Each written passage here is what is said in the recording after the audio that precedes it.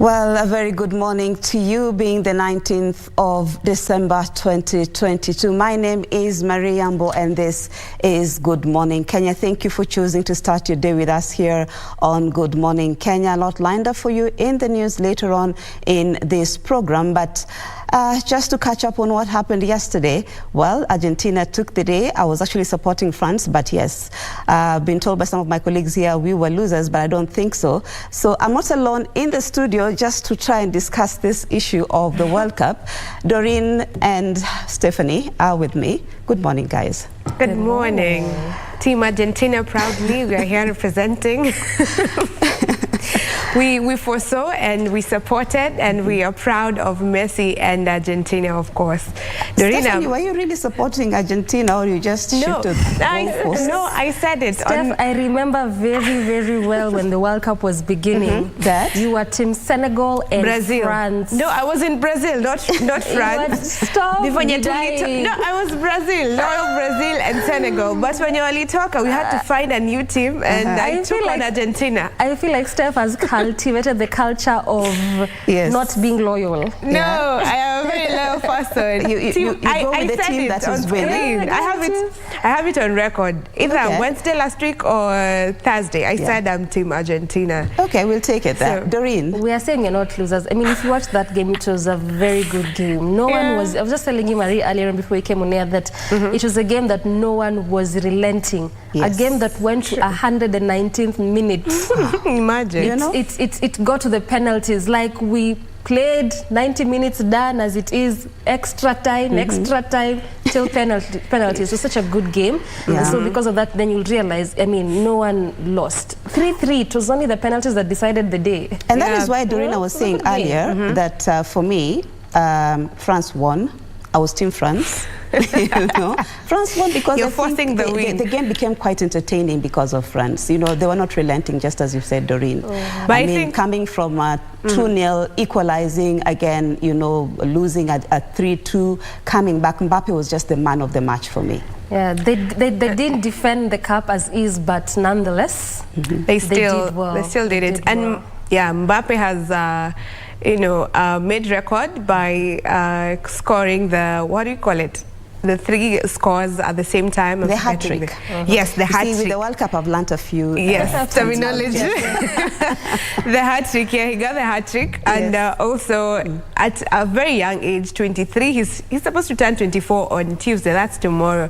So he's made a record and, congratulations to Mbappe. We must give kudos to KBC. I mean, the management did well in bringing the World Cup, you know, to Kenyans. So I'm sure very many people did enjoy, and just like some of them were being interviewed, during the World Cup, and is that, you know, some of them could not afford to watch it, let's say on DSTV and any other, you know, platform, but at least KBC was able to bring that match to the people, and for that, I mean, it's congratulations to us. Yes, your true sports partner.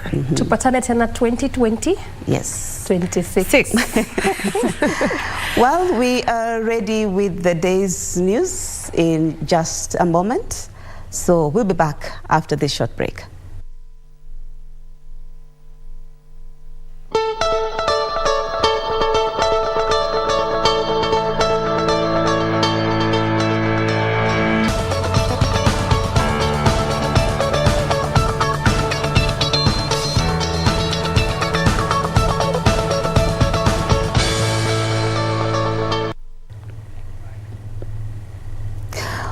Welcome back. My name is Marie Yambo, and away from the World Cup now, we start with politics, where President William Ruto has been inducted into the American Academy of Achievement during the Golden Plate Award ceremony in Washington, D.C. The head of state was awarded the achievements for being inspirational. American Academy of Achievement is a non-profit foundation that recognizes extraordinary individuals in public service, science and exploration, the arts and business. Others who have been awarded the prestigious honor before include former United States President Barack Obama, former South Africa President the late Nelson Mandela, and the late Archbishop Desmond Tutu of South Africa. Now, Deputy President Rigathi Gachagua has reiterated Kenya Kwanza's administration commitment to deal with insecurity affecting communities from Samburu, Baringo, West Pokot, Elgeyo Marakwet, Turkana and Laikipia counties. Speaking in Maralal, Samburu County, the Deputy President called for continuous engagement between leaders from county and national government to seek a solution to the perennial insecurity.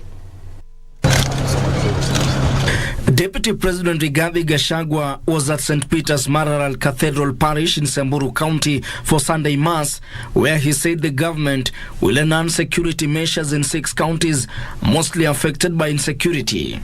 Na muambie vijana, nyinyi viongozi, maneno ya wizi wa ng'ombe umepitwa na wakati. Hiyo utamaduni umepitwa na wakati, na ni lazima waepuke na mambo ya kuiba mifugo. Wakubali tumelete hustler fund, wakope pesa wafanye biashara. Hii wizi ya ng'ombe, hiyo biashara siku yake imefika mwisho. While calling for continuous engagement between national and county leadership in ending perennial insecurity, Gachagua asked national government administration officers to work closely with all elected leaders in implementing development programs. Na nimemwambia hao watu wetu wa serikali, county commissioners na wengine, ujipange vile utakaa na mheshimiwa na vile utakaa na gavana, sababu mkishindwa kufanya kazi pamoja, gavana hawezi enda transfer. Si ni mkaji hapa, wewe ndio utapanga vile mtakaa na yeye, ukae na yeye, umsome vizuri, mkubaliane. Na ninashukuru tangu tuongee na county commissioners tumeanza kuwa na uhusiano mwema kati ya viongozi ambao wamechaguliwa na wafanyikazi wa serikali.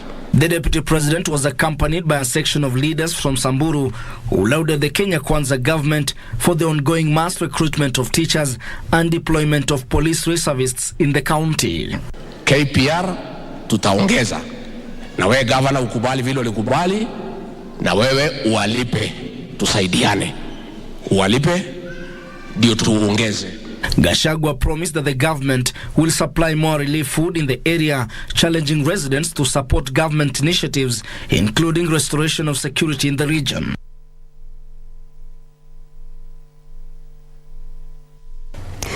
Moving on, information, communication and digital economy, Cabinet Secretary Eliud Owalo says the Kenya Kwanza government led by President William Ruto is ready to work with the Nyanza leadership for empowerment of the locals. Owalo is calling on both elected and non-elected leaders from the region to take advantage of the government's open policy to help drive the economic agenda of the area. Information, Communication Technology and Digital Economy Cabinet Secretary Eliud Owalo spent the better part of Sunday leading relief food distribution in Kisumu and Siaya counties. At Nyasanda Primary School grounds in Ugunja constituency, Siaya County, Owalo said the current government was committed to honoring its commitment to Kenyans. When we come over here, we will be engaging the masses, discussing issues to do with the revitalization of the sugar industry, revitalization of the cotton sector, optimal exploitation of our fishing potential within the blue economy, issues to do with rice, issues to do with agro-processing industries, how to ensure that the revenues emanating from mining in places like Waguzu or Makalda in South Nyanza are plowed back to the common residents. The CES observed William Ruto-led government has no time for empty rhetoric and will serve all Kenyans equally regardless of political affiliation. We have committed ourselves as Kenya Kwanza government under the able leadership of His Excellency President William Ruto that we will deliver on the promises that we made to the people. At the tail end of our term, we would wish that the Kenya Kwanza government is held accountable by way of development. He reiterated the same sentiments at Seme and Kisumu East constituencies in Kisumu County, where he also cautioned local administrators to ensure relief supplies go to the intended beneficiaries. Owalo further warned the community against diversionary politicians, out to advance self-interest at the expense of service to the people.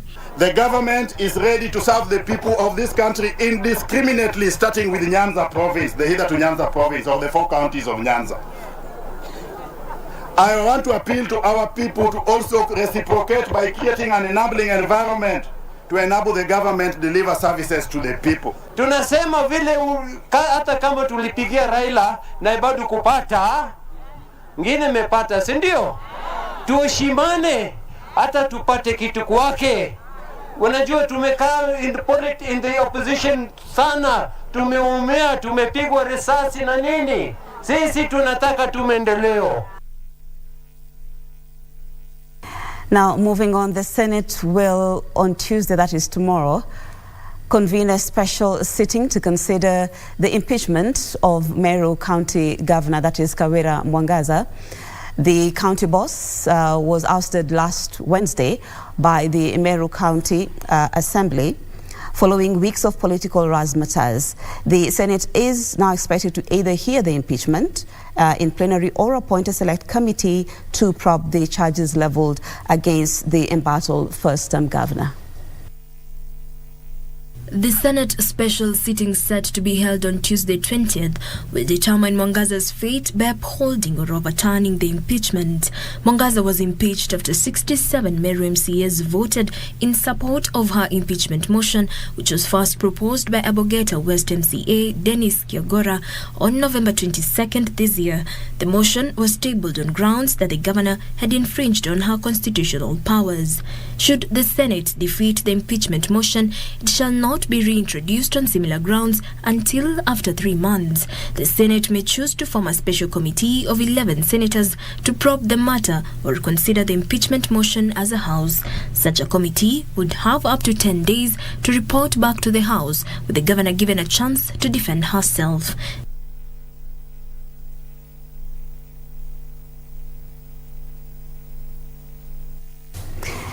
A fierce tug of war between members of the Kericho County Assembly appears to have taken a new dimension. The leadership wrangle, which began 3 weeks ago, now threatens to divide the county right down the middle. It has already cost the majority leader his position in the Assembly and now threatens to drag the executive into the thick of it. Kipchebor MCA Eric Bett, who is also the Deputy Speaker at the Assembly, said the ouster of the majority was unprocedural because signatures were forged. Lakini kumekuwa na wakora wachache wanafanya forgery ya signatures, wanafanya mswada ambaye ni ukora. Nataka tuwaambie namna hii, ziko za mwizi ni ngapi? Agomba zile kule kwa timshikata. So tunaambia hawa wakora hivi karibuni chuma yenu kimotoni. Tunawaonya. A letter signed by UDA Secretary General Veronica Maina terming the changes illegal was ignored by the Assembly leadership, and Kapsoit MCA Paul Chirchir is already conducting his duties as the majority leader. Kisiara MCA Gilbert Ngetich was also appointed the majority whip, a position that was initially held by Cheptoririet MCA Haron Rotich. However, Ngetich said the law was not followed in making the changes. Tulipiga kura vizuri, hata Tarimbo alipigia Vincent kura kuwa majority leader. Lakini anaenda tu akafanya yenye afuati sheria na anaandika hashtag fuata sheria. Sheria gani? If you undermine a governor and you purport to be a majority leader representing the majority MCAs. He said the county assembly and the executive should work together to avoid divisions that will eventually affect the development in the county. To those leaders who are in Kericho, whom I am one of them, we have to support and bind the county assembly and the executive for us to develop. We cannot endeavor whenever we create a division between the assembly and the county government. That is where our resources are bestowed. Governor Eric Mutai is blaming the new majority leader for the wrangles, alleging that he was pushing to be paid by the county government for work not done. Ile wakati wa Tupilwet walikuwa wakifanya mahewa, governor asipolipa wanaita maandamano kwa town. Governor anaita kando, anapea mradi. Governor anaita kando, anapea pesa nyingine. Mimi niwaambia jaribu kwa kutafuta ile ndio maandamano tuangalie kama ni mwanaume. The governor rejected payment of 450 million shillings for contracts, saying it was ghost work. That story brings us to a fast break of the bulletin. We'll be back with much more in just a short while.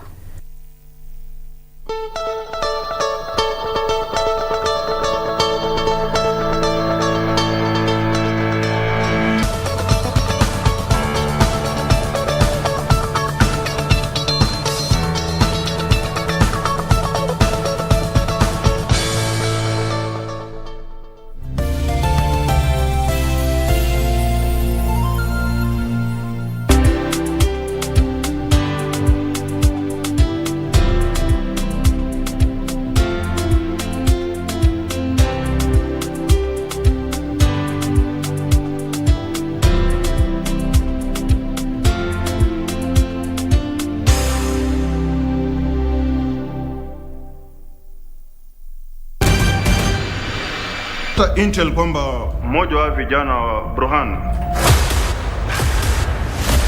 is coming away to be smuggled into the country. How credible is the intel, sir? Very credible. Ni nani? The bomb maker. HQ iko na reason ya kubilivia kwamba one of Burhan's lieutenants atakuwa smuggled into a country through his border crossing. Wazi.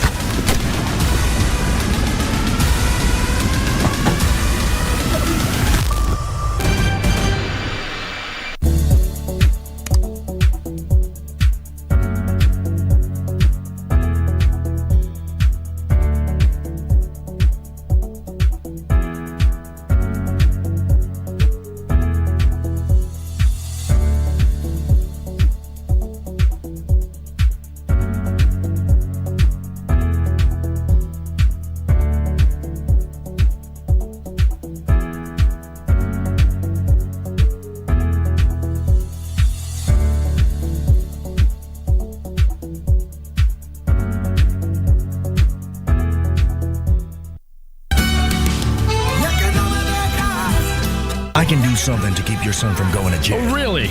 I can also prevent the Malvo Hotel from collapsing. I can help you with everything. I'll do it in exchange for all your family's shares in the hotel. Are you insane? Have you lost your mind? What are you hiding from me?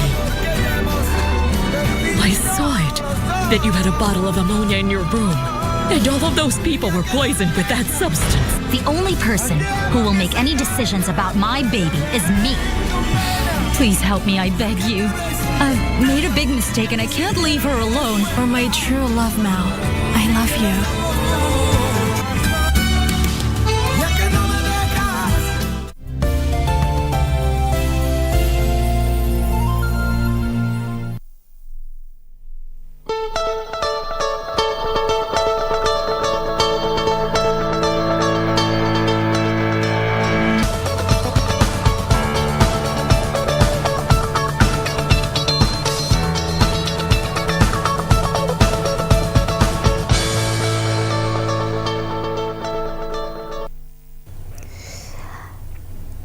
We are back. Thank you for keeping it Channel 1.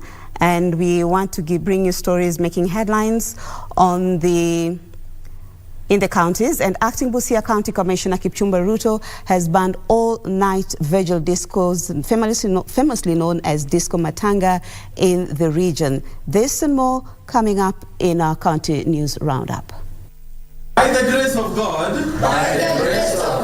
I pledge. They say the journey of 1,000 miles begins with a step.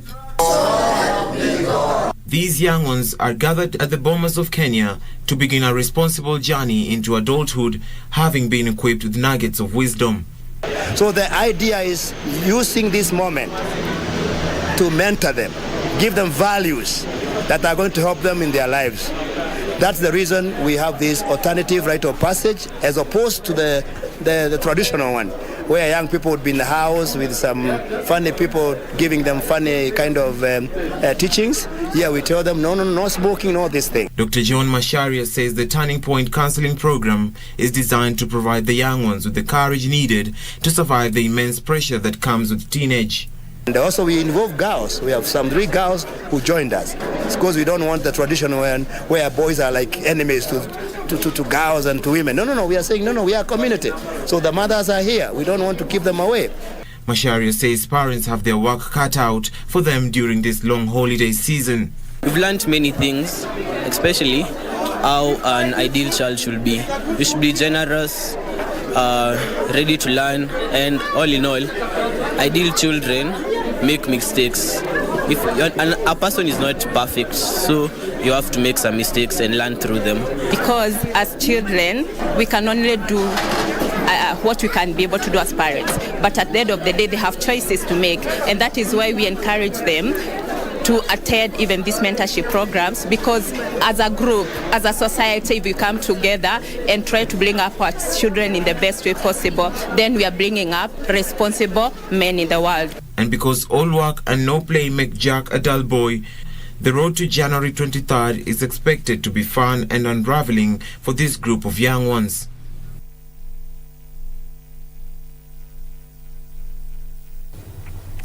Sorry for that mix-up, but it is exactly a week to Christmas, and many Kenyans are already in sync with the mood and the rhythm of yet another festive season. For students, their party is expected to spill over into the new year because learning is on pause until the 23rd of January. Experts say the onus is with parents to ensure their children navigate the lengthy holidays by keeping them safe from societal ills and the dangers that come with the festivities.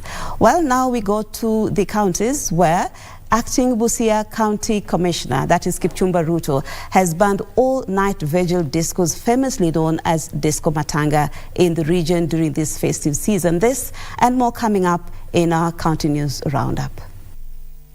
Speaking during the installation of Assistant Chief Joseph Baraza, Acting Busia County Commissioner Kipchumba Ruto directed local administrators to ensure the directive is implemented immediately. Kipchumba also put on notice those with intentions of disrupting security during the festive season. Disco Matanga imepitwa na wakati. It was a traditional thing. Glorified by the community, but today Disco Matanga is also having problems. People should devise other ways of fundraising for a departed member of the community. Meanwhile, as Christmas and New Year celebrations draw closer, the government has intensified security patrols across the coastal city of Mombasa and its environs. During the lighting of the Christmas tree at Treasury Square in Mombasa County, Mombasa Governor Abdul Swamad Nasir appealed for continued religious tolerance, peace, unity and safety in the coastal county. Hii Mombasa iungane, kila mmoja, kidole cha Muislamu kukiuma, kichwa cha Mkristo kinaweza kuuma pia vile vile. And a section of the clergy is calling on President William Ruto to permanently resettle internally displaced persons. The clerics, led by the chairman of the United Clergy Alliance, Bishop Joel Nzomo, made the plea during special prayers at Aimi Malu, Kenya, in Machakos County. So sisi tunauliza serikali kupitia kiongozi wenu ambao mlimchagua kama MC, iharakishe process ya kutupatia title. Still in Machakos County, Irate Faithful at Presbyterian Church of East Africa in Mala have for the second Sunday in a row held service outside the church building in a bid to block the reverend from accessing the venue. They accuse the cleric of misappropriating funds meant for construction of the church. He has not been taking us very well because, one, we have a lot of money lost in the church. Yes. We want to build our church. We cannot build because the money is lost. Elsewhere, Kiambu County, through chiefs in conjunction with stakeholders, has embarked on a tree planting exercise as a measure to see the county go green. The launch, led by Kiambu Deputy County Commissioner Titus Macharia, seeks to increase Kiambu's forest cover from the current 12%. Hapa Kiambu tuko na 18%, lakini tungetaka kuongeza zaidi ndio tufikie hiyo target ama lengo la 30% coverage hapa. Finally, in Kisii County, 2 charitable organizations have unveiled plans to assist vulnerable members of the community grappling with harsh economic times. Simba Arati Foundation, established by the area governor, and Donya Charity, founded by Kisii County Woman Representative Doris Aburi, have also pledged to support the education of underprivileged children in the region. Include kwa hii program, bado tutakuwa tunaambia watu wetu hivi, pata hata wale watoto wenye utaweza kulinda, wenye utaweza kufundisha. Kwa nyumba uko na zile vitu ambazo utumii.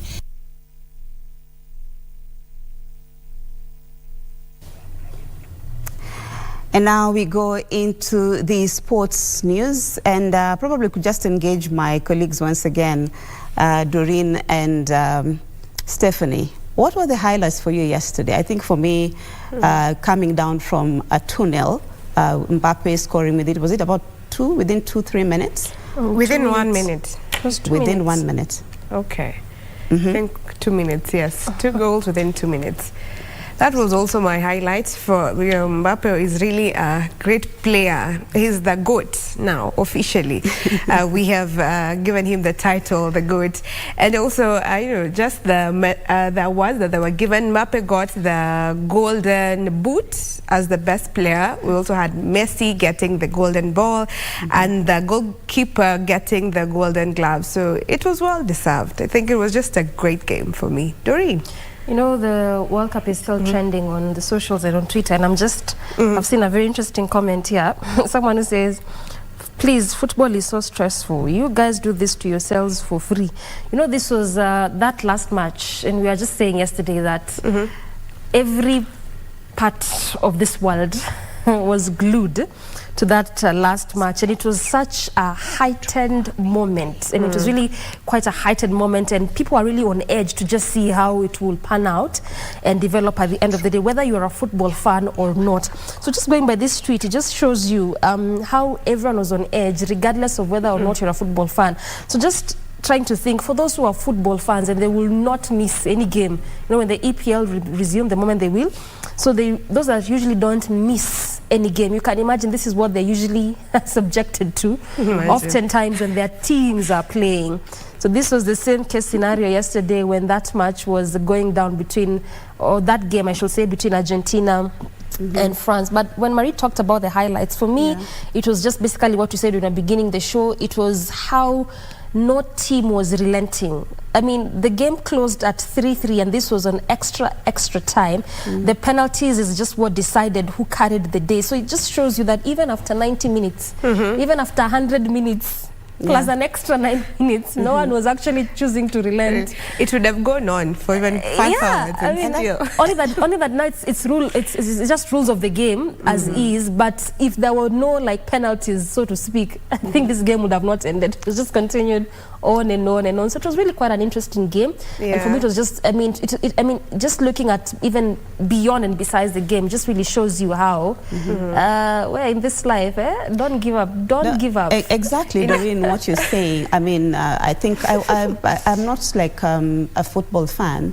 but when it comes, like I said at the beginning, when we started televising the World Cup, I watched it from quarterfinals, the same is, because I just see the spirit that, you know, the players have, that we are not going to give up.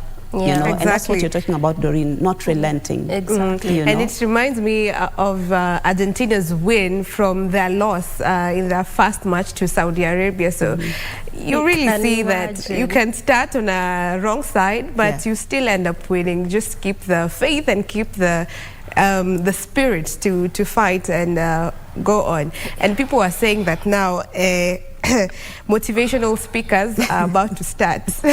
But also we can't forget those that took the third place. Croatia also did really good for themselves, and also Morocco being the last African team to qualify till the semis, they also did well for themselves. And if you really were watching this game, you'd realize Morocco and Croatia, it was more of a consolidated effort. They really played as, you know, as a team. We went to this game as a team, and so we'll play as a team. So they also did themselves very well, and Croatia taking the 3rd place. Yeah, not and you bad know, the French president actually being there to just motivate you know, the players was also a very, you know, good thing. I mean, Kylian Mbappe definitely not very, you know, elated, even if he did get the golden boot, you know.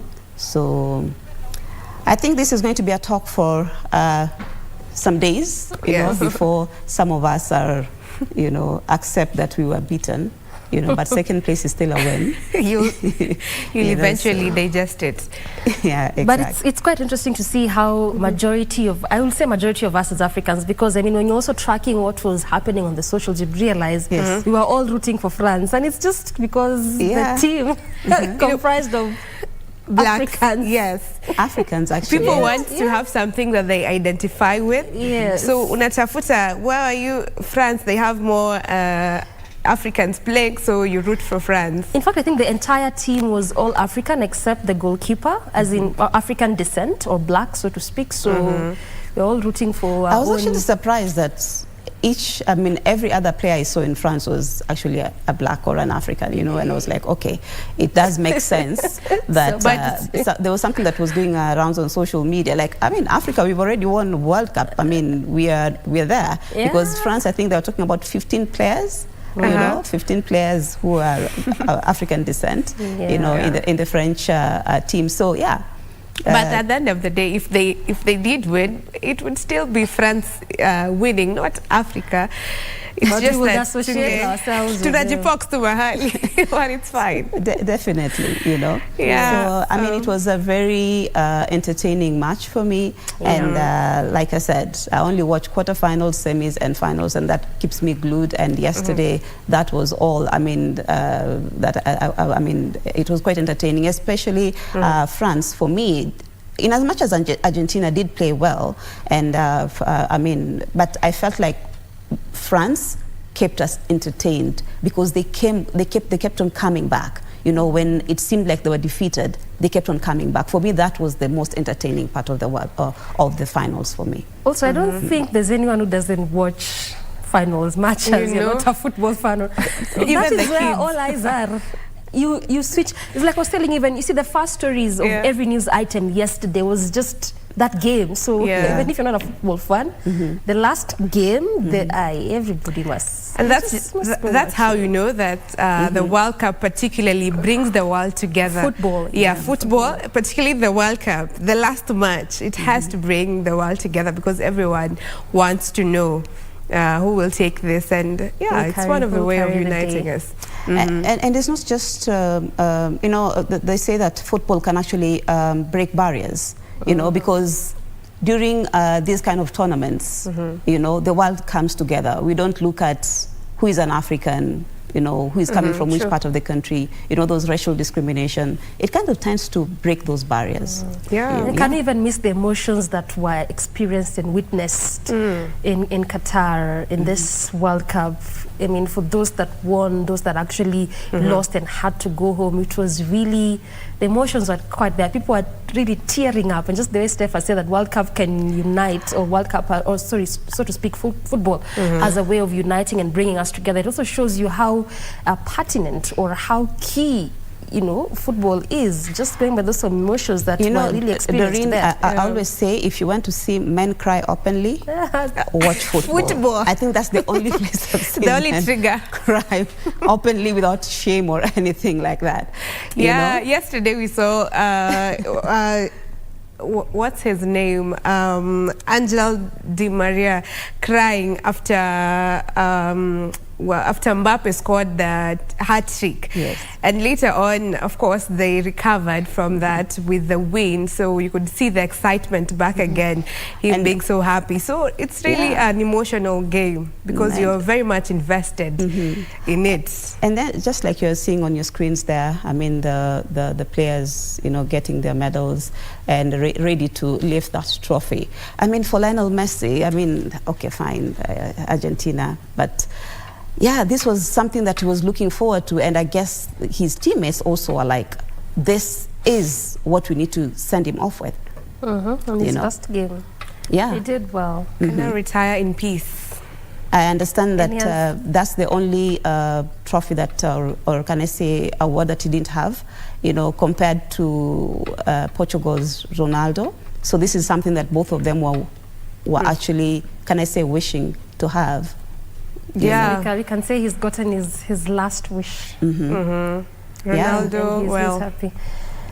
All right, I think we can get to hear what's happening in the stadium as the Argentinians lift the trophy. At one point in his career was rejected by clubs. He was too small. He needed growth hormone therapy, and it was FC Barcelona that was willing to pay the cost to bring him to Spain, change the course of the history of this game.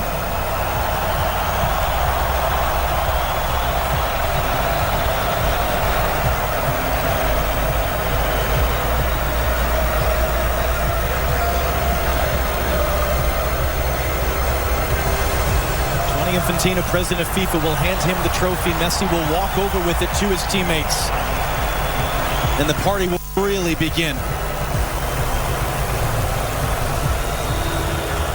Something which will be celebrated by his many, many admirers all around the world.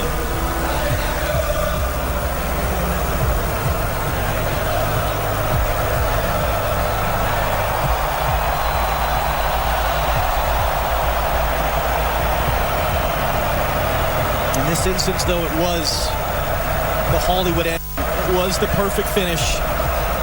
It was the beautiful dream coming true. And these scenes will live forever as Lionel Messi and Argentina have won the World Cup.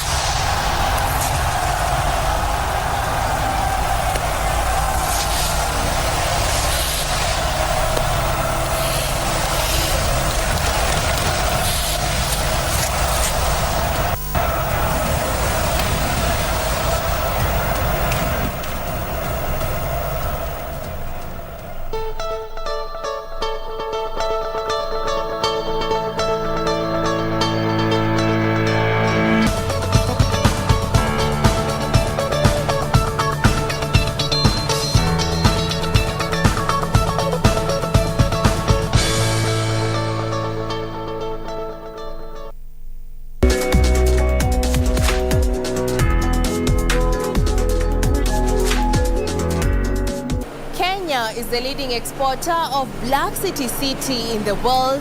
However, due to price volatility, diversification has been embraced in the tea sector, with processors investing in orthodox, purple and green teas because of higher returns. Before one takes a sip of golden tea, a long and tedious process is involved. But before we get to the tea making process, it is important to note that there are different types of tea. Our focus is on the making of orthodox tea, which basically refers to loose leaf tea produced using traditional methods, hence the name orthodox. Orthodox tea is a way of processing tea. There are many ways of processing tea. But in orthodox tea, that leaf is rolled. We use a rolling machine and not a cutting machine. In a nutshell, it involves plucking, withering, rolling, oxidation or fermentation, and drying. In Mathioya, Murang'a County, to commence the process, plucking, also referred to as tea harvesting, is done by hand, especially among smallholders, or the use of machinery is employed. In this region, hand picking is preferred to mechanization. There are machines that will only be applicable on areas where the terrain is ideal. Otherwise, where it is very steep, we will still, of course, be working on hand picking. Tea harvesting involves the removal of the tender growing shoots from the surface of the bush, and producers can choose between fine and coarse plucking. For 2 leaves and a bud, and a soft one, because that will give better quality at the factory. Now, the process of picking is to remove the shoots before it gets too long. And ideally is because when you remove the good shoots, a bud develops to become another shoot. So if you let your tea overgrow, you'll be wasting in that you cannot sell this bit here. From the tea plantations, we head to Central Highlands Kiriti factory, where tea leaves are received at the tea collection center. Freshly harvested tea leaves are transported to the factory in open lorries to ensure aeration in order to retain the color and freshness of the leaves. Here the quality of the green leaf is checked, sampling of each bag, foreign matters are removed, and loads of 10 bags are weighed and conveyed to the withering section. The leaves then undergo the withering process, which involves spreading the leaves thinly on troughs or wire netting, which allows free access to air. There are two types of withering: open withering and closed withering.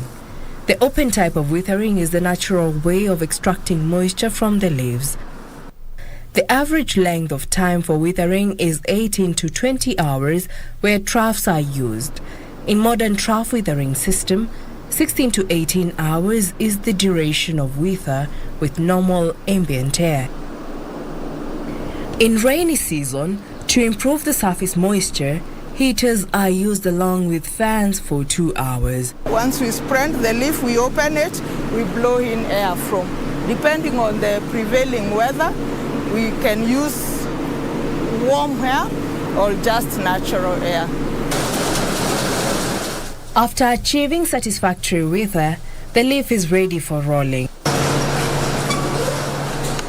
The machine twists the leaf, breaks it up, and expresses the juice, substrates, and enzymes.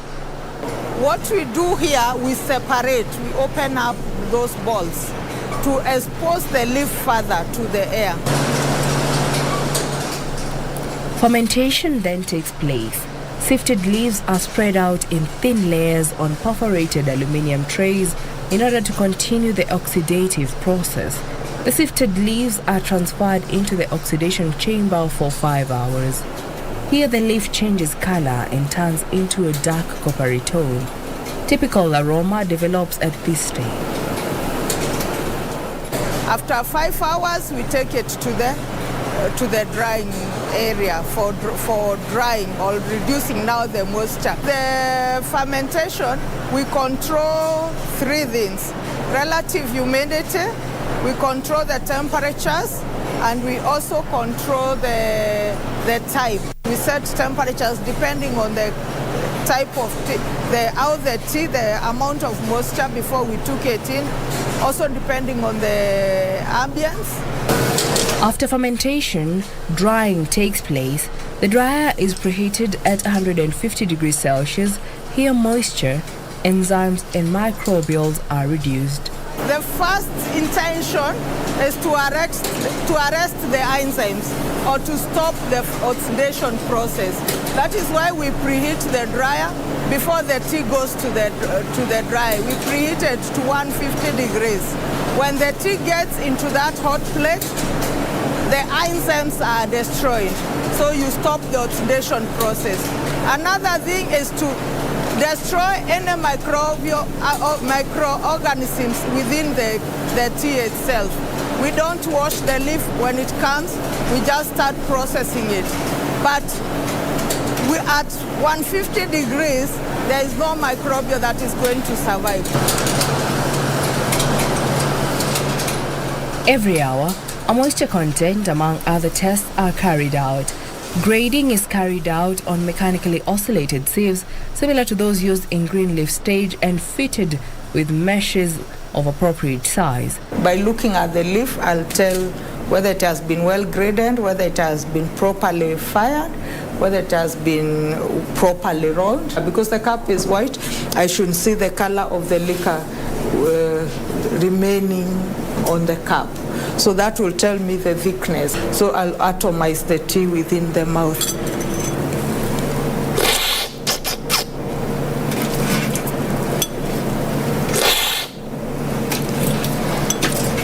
So the reason I'll pull that like that, it is to get the flavor of the tea in the mouth.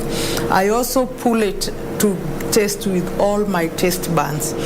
Finished grades are then stored appropriately. And this is how we do it. We package it, each grain in its own packet. The weight per bag vary per grain, but it's between 35 kilos to 65 kilos for our kind of teas. So we package it, and this is how now we get the tea to the market. Reporting for The Process, I'm Jackie Wambiru.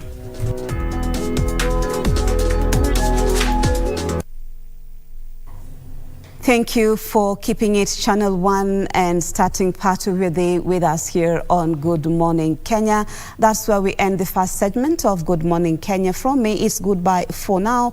My name is Marie Yambo, but my colleague, that is Doreen Arange, will be back in just a short moment, where she will be bringing you a discussion on issues of budgeting and debt management, especially now that we are heading to the festive season. So you need to know how best to budget your money and even not to get into too much debt for that matter. So from me, it's goodbye for now. Until Thursday, we'll see you again.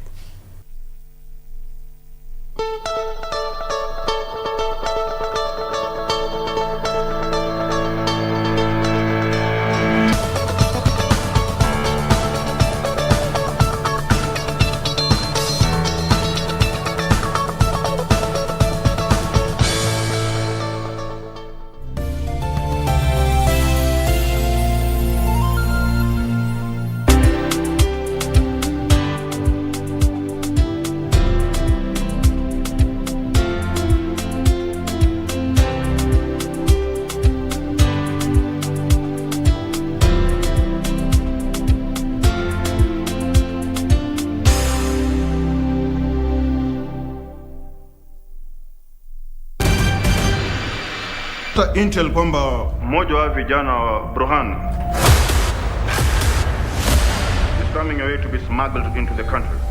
How credible is the intel, sir? Very credible. Nani? The bomb maker. HQ iko na reason ya kubilivia kwamba one of Burhan's lieutenants was smuggled into a country through his border crossing. Wazi.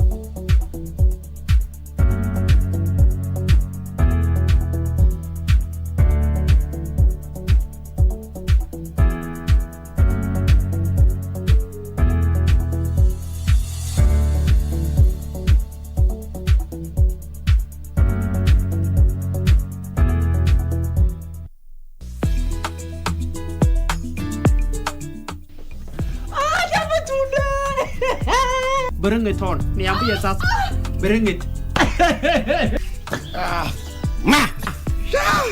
Pole wi.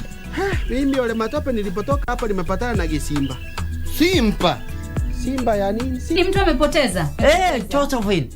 Hata unachua nilikuwa nataka kufanya namna nitumie hiyo yage. Hiyo bicha yage niweke passport yangu chu. Wewe.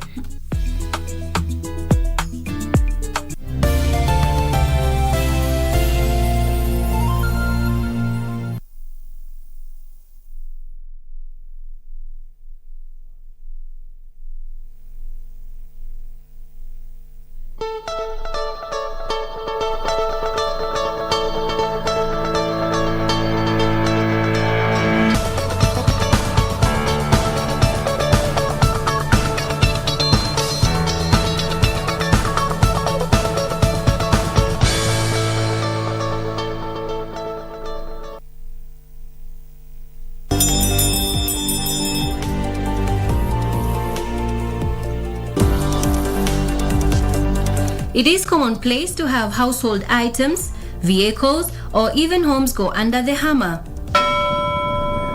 But certainly not so for aircrafts.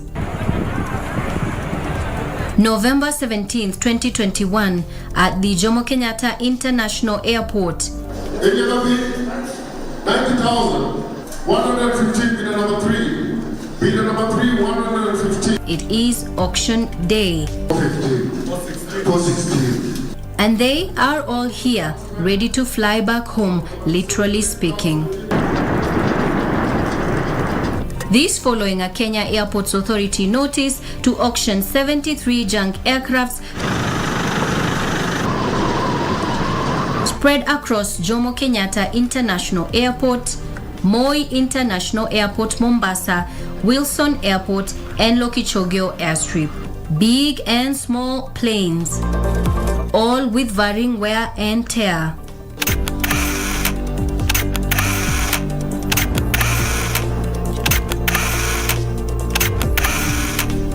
But why would anyone want to buy a junk plane? 276. 276 for the first time. 276 for the second time. And here comes the hour. 95 bidder number 2. 97. 197. 198. At the end, the winners celebrate. Mine I want to take for tutorial purposes. I would want the upcoming engineers and pilots to benefit from the same, so I'll keep it for that purpose. And every auction provides indirect opportunities. We are representing our client just to observe the process, to find out if there are any other airlines which would need support in terms of legal services and regulatory services. I've been successful. We have purchased 3 of them. One jet, another one cargo, another one for local flights. The cargo one is for business, the other one for personal use. The jet one is going to be for personal use. According to the Kenya Airports Authority, the planes are being auctioned because they are out of air service and they are occupying space that is meant for air traffic services and ground handling services, which breaches safety and efficiency of aircraft operations. Out of the 17 planes on sale at Jomo Kenyatta Airport, 13 were bought. The owners, through Gazette notice, were expected to clear any outstanding bills and reposition their aircrafts appropriately. Those being auctioned have not complied with that notice, and thus aircraft not airworthy. This isn't the first time that Kenya has tried to clear away unwanted aircraft. Flashback 2 years ago.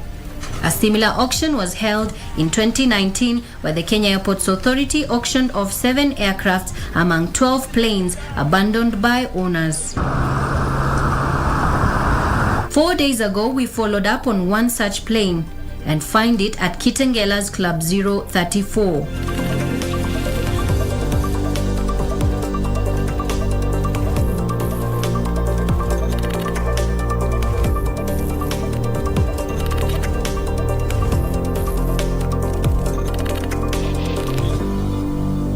We speak to the club manager. We brought up this plane so that maybe we come up with something new. At least we have something new, maybe in Kenya, or I can say East Africa. It's a restaurant. Tell us about that. Stroke club.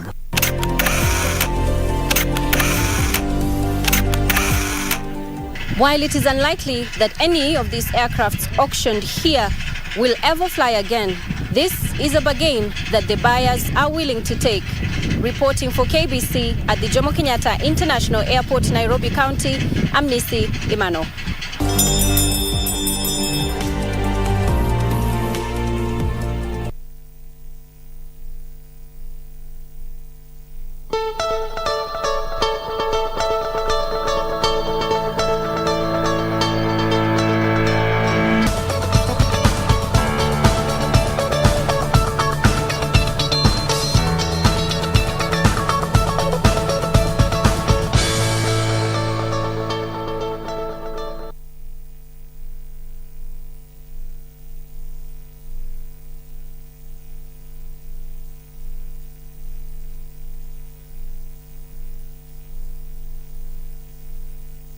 Our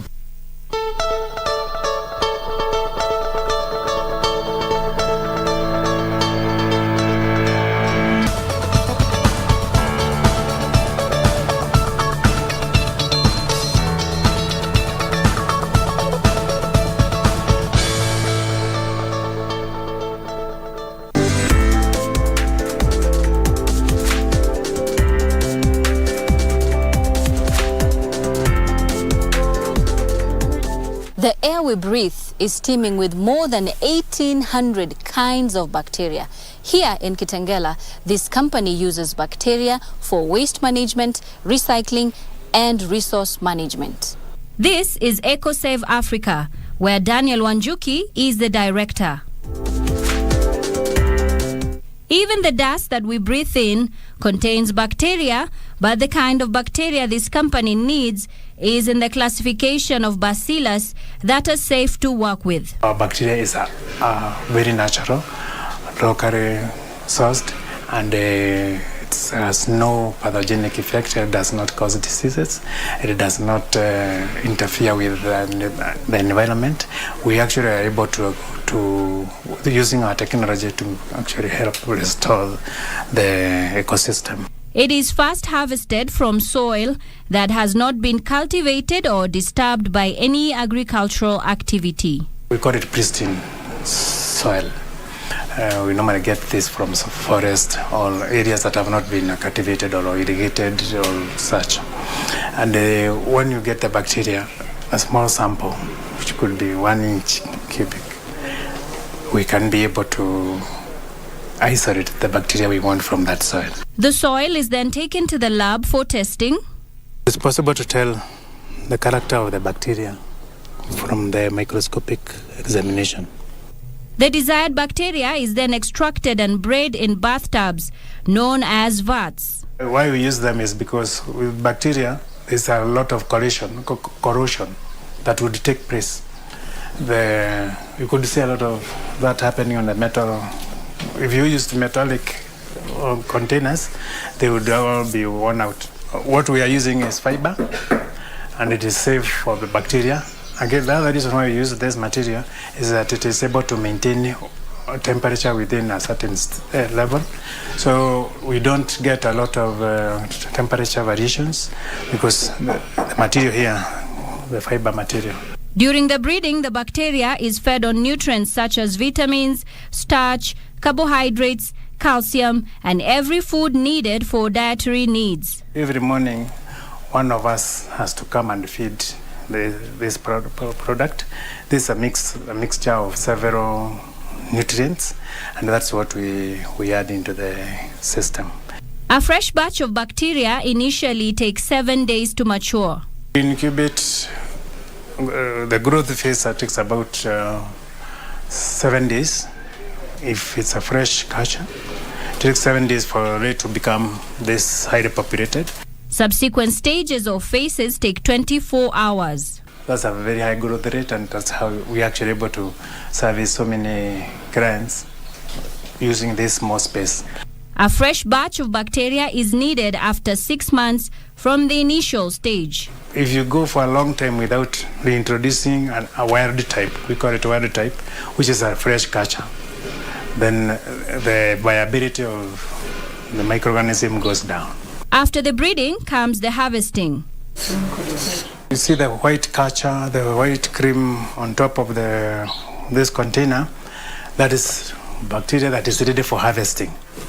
And when it is ready for harvesting, one way to do that is you come and scoop everything. Here, a sieve and container is needed to safely collect and store the bacteria.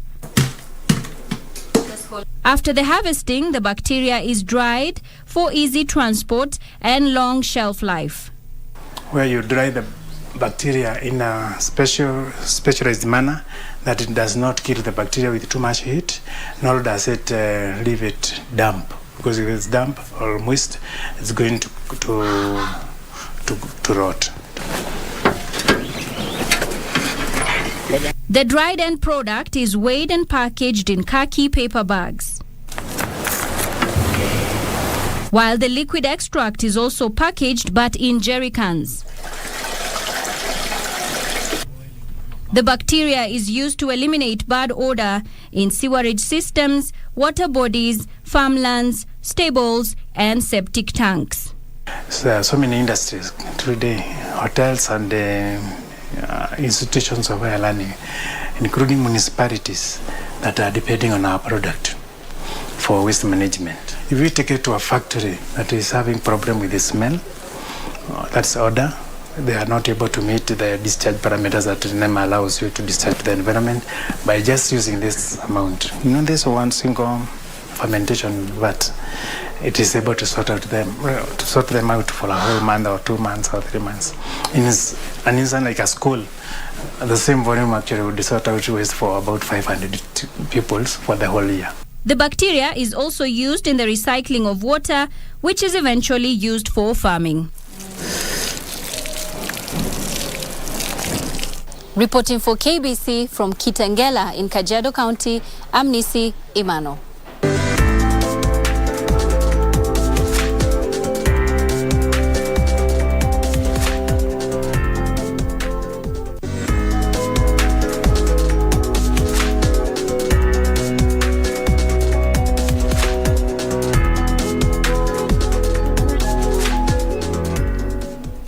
In recent past, there have been reported cases of highly adulterated honey that could have serious health implications as well as economic consequences.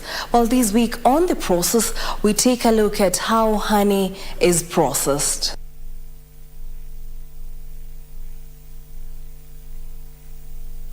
A fresh batch of harvested honey is received from farmers and various suppliers. We do some tests for if there is any adulteration in the honey. Here, the honey is taken through a number of quality assurance tests that check, among other things, the presence of commercial sugars, moisture content, color. So when it turns red like this, your honey is not good for human consumption, and we reject that. But if it retains its color like this is good. And also, we have our refractometer. We do check the moisture content. And the required moisture content is between 13 and 22%. Depending on where and how the honey was harvested, it contains varied properties. The reason why we have different colors of honey depends with the vegetation where the bees forage the nectar and pollen. Also, what can determine the color is mode of harvesting. If you harvest poorly, poor processing methods can affect the taste of the honey and the color. If you over smoke, maybe your honey could have been light, it will be darker. But the main reason for color in the honey is where the bees forage the pollen and the nectar and the region. We can have black, we can have white. It depends on the vegetation and the season of harvest. Once the testing is done, the honey is then weighed in preparation for the warming process. When you finish your processing in the warmer, it cuts some certain kgs because of the dirty present in the honey. So the reason is that you should know, when doing your records, you should know how many kgs you have lost from the warmer, and during packaging, you have to lose also. The honey is then transferred into a warmer where it is heated up for 4 hours at certain temperatures between 40 to 45 degrees centigrade. The purpose for warming the honey is to lengthen the crystallization process. And crystallization it occurs when the glucose content is higher than the fructose. After warming, the honey undergoes the filtration or sieving process. After the 4 hours, we filter or we sieve to separate the molten wax, impurities, the dead bees present in the honey. Then we get the pure honey, which is clean for human consumption. Then we allow it to settle. It then undergoes the cooling process where it is allowed to settle for a period of 48 to 72 hours. During cooling period, the top cream settles at the top, while some dust settles at the bottom. So we allow it to settle before packaging and remove the top cream before packaging. After cooling, the honey is now ready for packaging. After packaging, labeling, sealing takes place, rendering the product ready for distribution. There you have it, refined honey. Jackie Wambiru, The Process.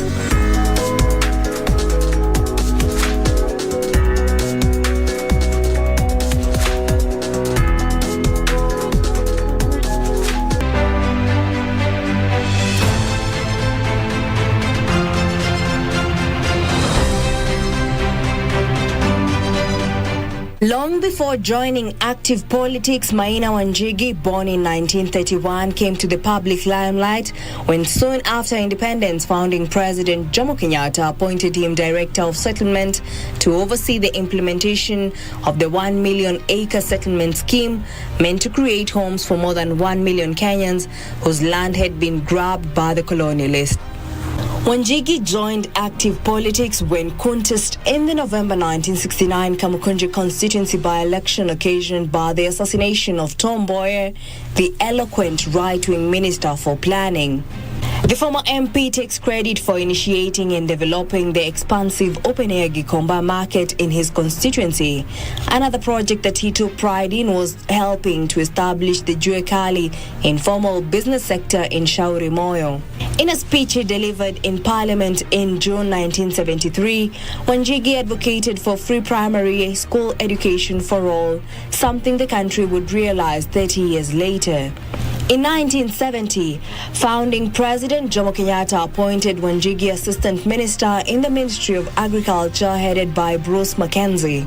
In 1976, Wanjigi was among politicians opposed to the change the constitution debate meant to bar the then Vice President Daniel Moi from being the automatic President Kenyatta's successor. In the 1979 general election, the first under President Moi, Wanjigi lost his seat to Nicholas Gore, who was the former chairman of the Luo Union in Nairobi. In December 1979, President Moi appointed Wanjigi chairman of Kenya Airways. When President Moi restructured his cabinet following a snap election in 1983 in an effort to solidify his authority, in view of the 1982 attempted coup, he appointed Wanjigi to the cabinet as Minister for Tourism and Wildlife. Wanjigi had recaptured his Kamukunji parliamentary seat in the snap elections. It was during his time in the ministry that the dream to have Kenya receive 1 million tourists by 1988 was unveiled. This would, however, not happen until 2010, 22 years after Wanjigi's projected date. Wanjigi was moved to the Ministry of Public Works and Housing. In another cabinet reshuffle, Moi moved Wanjigi to the Ministry of Cooperative Development. Working closely with Permanent Secretary Andrew Ligale and Commissioner for Cooperatives Erastus Moreithi, he led the ministry in establishing savings and credit cooperative societies across the sector and countrywide. It was during his tenure that Cooperative Bank was launched. Wanjigi was then transferred to the Ministry of Agriculture, where he had cut his teeth as a young professional in the 1960s. In 1990, he was expelled from the ruling party KANU during the clamor for multi-party politics in 1990. Then presumed an enemy of the President Moi regime, Wanjigi was arrested, interrogated and held at the Langata police station for 3 days before being taken to court. No charges were preferred against him. When Section 2A of the Constitution was repealed, Wanjigi entered an unfamiliar arena of opposition politics and joined Kenneth Matiba's Ford Asili faction of the original Forum for the Restoration of Democracy Ford Party. He and others in the opposition tried to bring together Matiba and Jaramogi Oginga Odinga's Ford factions in order to defeat KANU in the 1992 general election. When these failed, He and others took over the Kenya National Congress KNC party in the hope that it would hold the middle ground that ostensibly sensible politicians from both factions would turn to and eventually turn the tables on KANU. But the politicians from both sides of the Ford divide stood their ground and KNC was thrown out of the political contest. Wanjigi vied for the Kamukunji seat on a KNC party ticket and lost coming fourth. The seat was won by Ford Asili's George Nthenge. In 1997, Wanjigi moved to his home base of Mathioya constituency in Nyeri district to vie on a Ford Asili ticket. The incumbent was KANU Secretary General Joseph Kamotho. Both were badly defeated by the hitherto unknown Ford People candidate Francis Githiari. Wanjigi bowed out of politics and focused on his business empire under the umbrella of Kwacha Group of Companies. He was also the chairman of the SOS Children's Home Program in Kenya for 25 years. Reporting for the Cabinet, I'm Jackie Wambiru.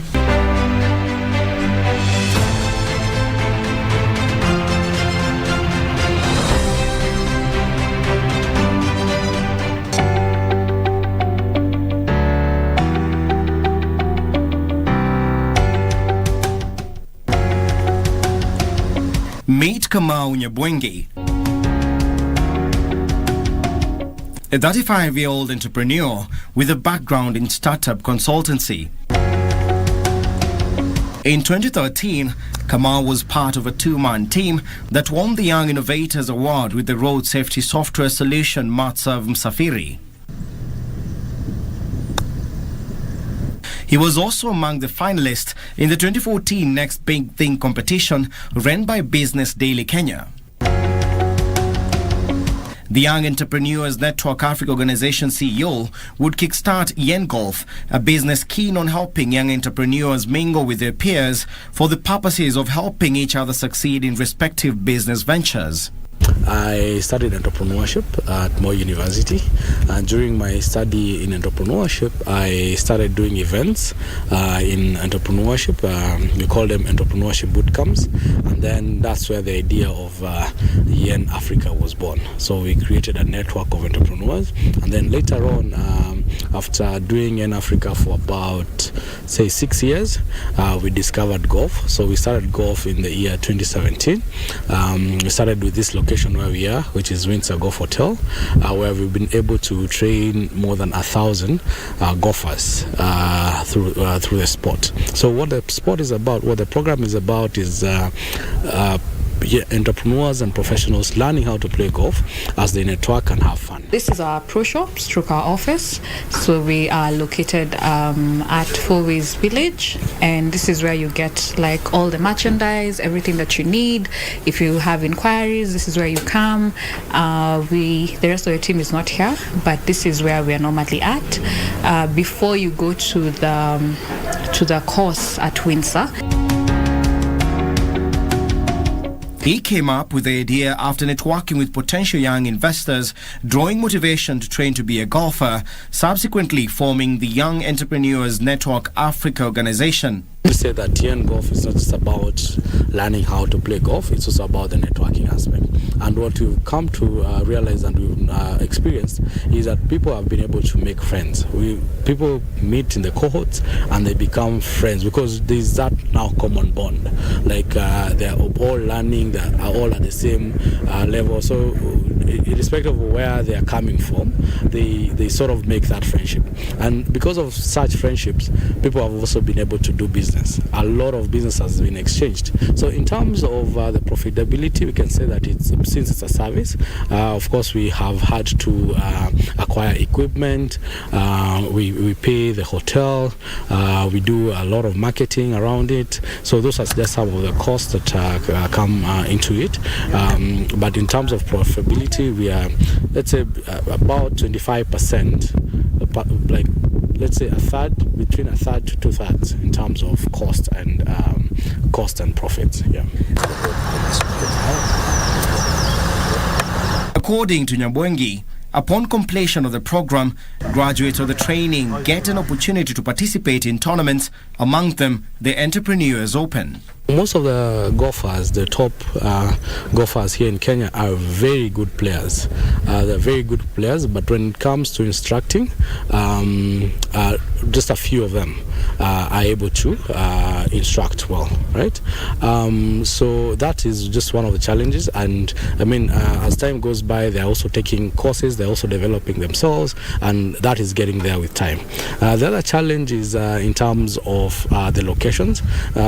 Golf back in the day, in terms of the club membership, was sort of like not to call it a closed society, but if you're not a member, you'll not be able to access. But that is also opening up.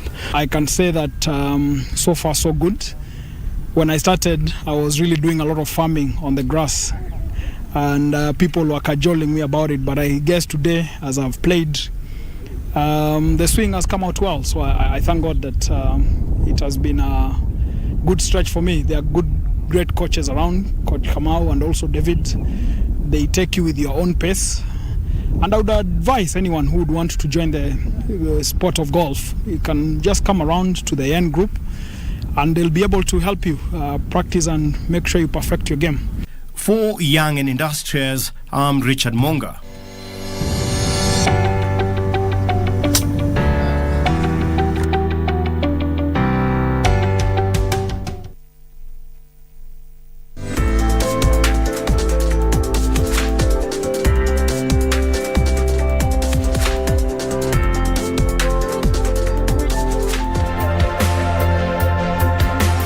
We are here at the Kengen Geothermal Generation Plant in Naivasha to get to witness the process of geothermal power production. We're taken to the steam fields, the actual source of geothermal power.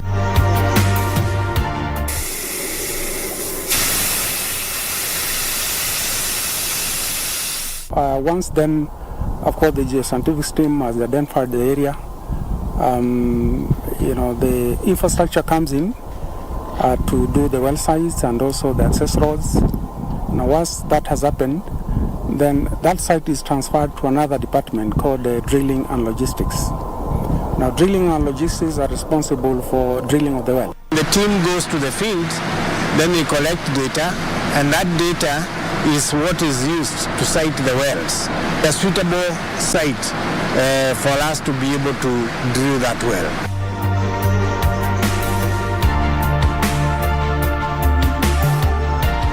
The process of geothermal power making begins here. The steam comes from the steam fields through steam inlets on either side of the plant to allow the steam to flow more efficiently into the turbine. And the turbine is laid such that you can be able to ensure the steam flows from two sides so that it is very efficient. It expands very efficient from the first stage to the last stage. The steam enters the power plant and goes through a separator that separates the water and the steam and ensures that no water gets into the turbine.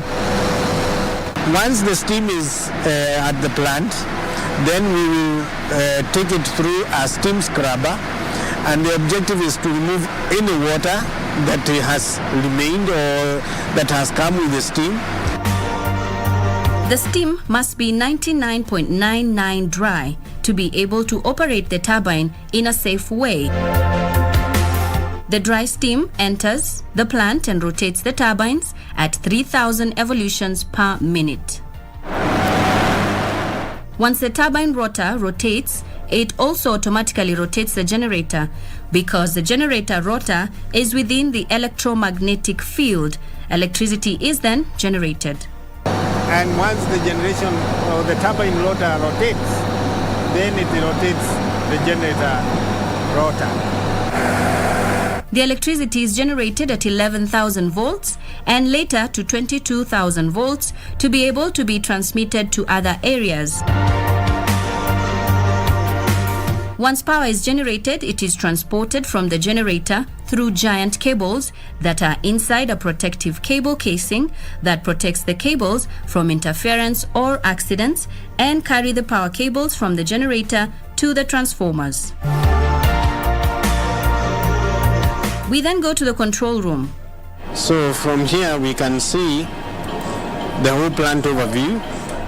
Once the steam or the condensate has been used to turn the turbine, it is exhausted into the cooling tower basin and condensed back to water.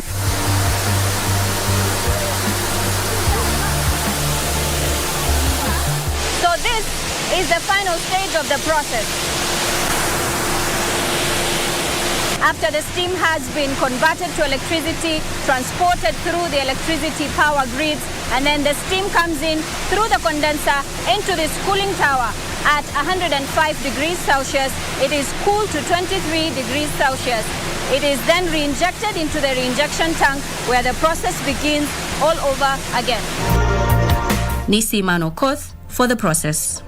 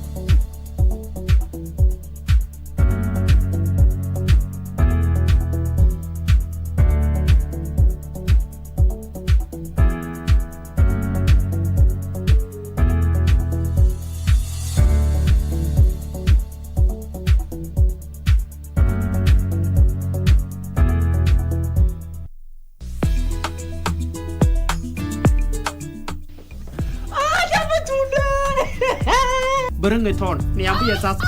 Bring it. Pole wewe. Mimi ole matope nilipotoka hapa nimepatana na kisimba. Simba ya nini? Ni mtu amepoteza. Josephine. Hata unachua nilikuwa nataka kufanya namna nitumie hiyo yage. Hiyo bicha yage niweke passport yangu chu. Wewe.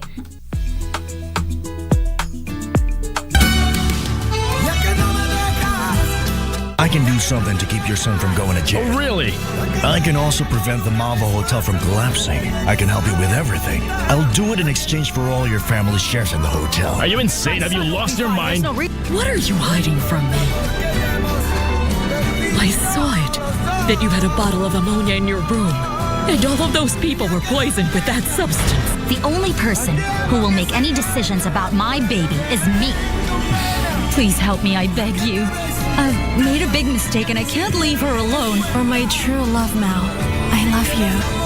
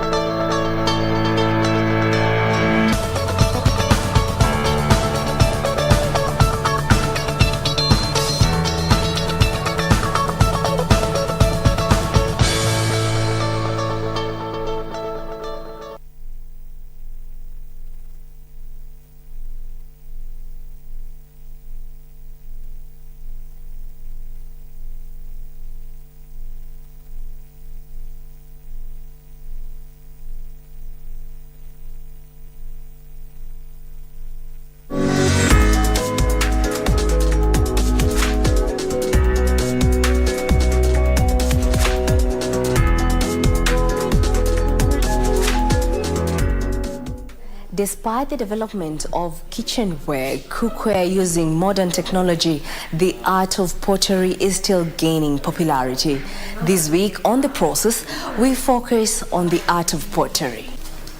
So this is malleable clay that we've brought all the way from Kitengela to here. First things first, malleable clay, meaning foldable, is acquired. So we take the clay through a process, we sieve it, get some very nice lip which doesn't have any impurities like sand or any roots, and then we dry it on our ceramic beds and get very malleable clay. So we cut clay using a wire cutter. To mold a piece, the clay is cut into the required size and then transferred to the potter's wheel. To remove off all the air bubbles. While at the wheel, it is wedged to remove all the air bubbles. After that, it is then put on the potter's wheel through a process called throwing, where it is then dampened to reduce friction before centering of the clay commences.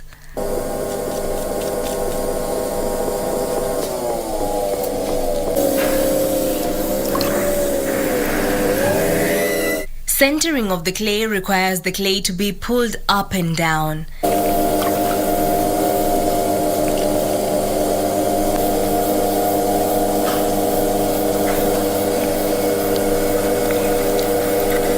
Or center the clay by even adding water just to reduce friction. We pull up the walls, open the piece, pull up the walls, and then we get the desired shape that we want. And by doing this, the clay is centered.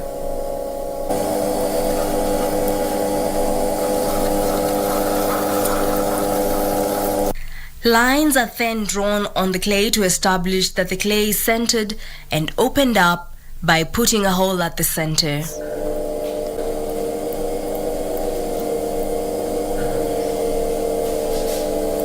So all the lines were well centered.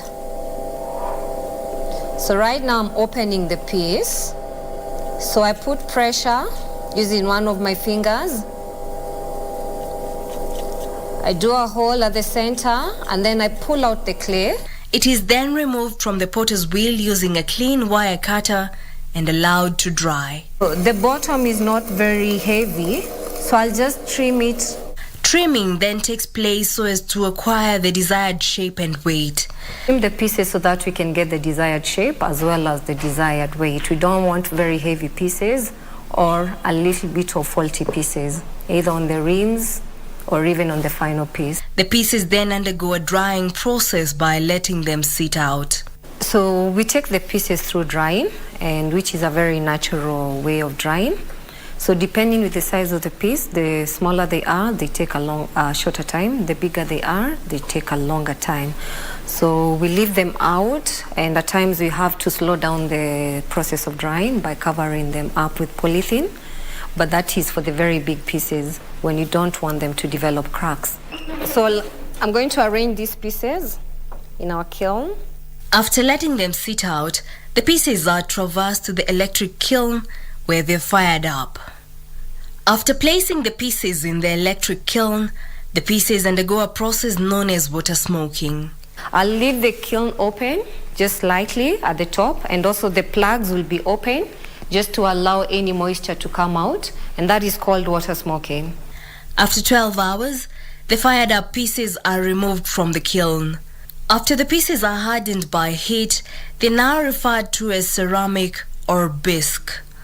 The bisqueware then undergoes glazing, which involves the use of metal oxides to paint, dip or spray the pieces. After glazing, the pieces are then returned to the electric kiln and heat up so as to achieve the final product. Very safe metal oxides. So we either dip, we spray, or repaint the pieces. And then we get our glazed pieces like this. This is a glazed piece, which we are going now to return back to the kiln. Fire it for like 12 hours at a higher temperature of 1100 degrees Celsius, and now get the final products. The final products are now ready for market. Jackie Wambiru, The Process.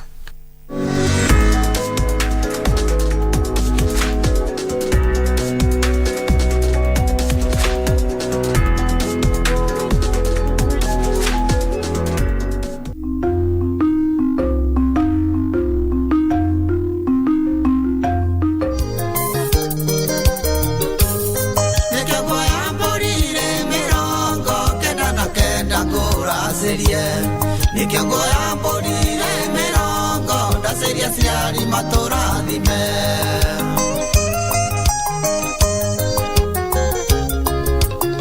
shama shama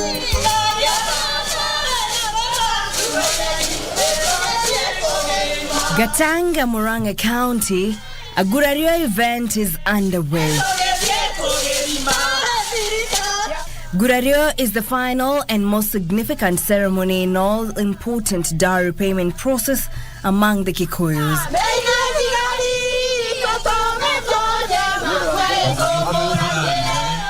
The ceremony is performed by a married couple after the husband has fulfilled all the dowry requirements.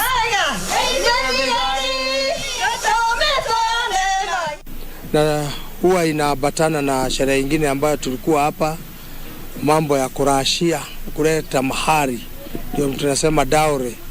Tulikuja tukafanya hivyo. Na mwanzo pia kabisa tulikuwa tumekuja kujitambulisha katika hii nyumba, na ndio tunasemaga inaitwa Jorio. Tulikuja mwanzo tukajulikana, tukakubaliwa kuja hapa, tukakuja tukarashia. Prior to this event, the husband, accompanied by friends and relatives, pays a visit to the homestead of his father-in-law for a brief on what items to bring before the event. The list will include things such as a young goat, sheep, she-goat, a big sufuria, a basin, a dozen metallic cups, a sword, blanket, 2 pairs of bedsheet for the father, coat, 1 small sufuria with a handle, 10 crates of sodas, 5 crates of beer, lassos, bag of sugar, food and drinks for that day. Buzi tuleta asubuhi kama kawaida. Hiyo buzi inachijwa ije ya nyumba ya msichana. Tunaichija hapo kusema ya kwamba zile buzi zote tuleta hapa ni za baba ama wazazi ama nyumba ya msichana. The goat is taken prior to the Gurario event. Elders from the bride's side will receive 5 goats, and if not fat enough, they can reject them or else ask for an extra van for fattening. On the material day, the husband sends representatives to check on how the goats are slaughtered, and since they were 5, 3 of them will be slaughtered, whereas 2 will be kept for the father-in-law to be taking care of them so that he does not get bored, or so it is assumed. Tulikuja mara ya kwanza kujua nyumba na kuulia mwiletu. Tukakuja mara ya pili tukaleta rasio, tukaleta mwatena harika ikuwa hai, na tukaleta kwa iboma na tukaleta zile mbuzi za rasio. Sasa tumekuja sherehe. Sasa ile the main event yenye sasa nasema ni kuguraria na kuleka kiade. Wamekuja kusema mwisho ati hii mshana yenyu hakuna siku atarudi kwenyu, na tumembeba, na mimi wamenipatia mahari na nimepokea vile wamesema.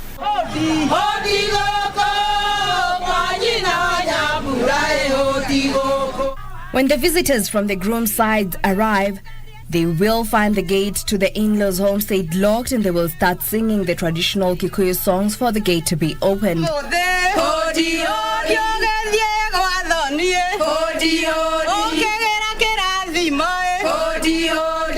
Through the songs, they will inform their in-laws that they have arrived and kindly request them to open the gate for them.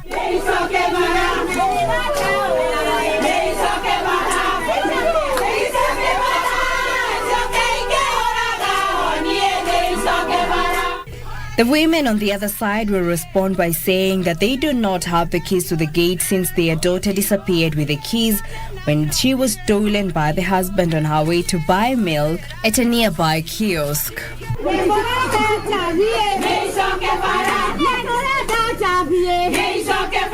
The songs will continue, and the wife's side will ask the husband's side to provide the keys, which should be in form of money.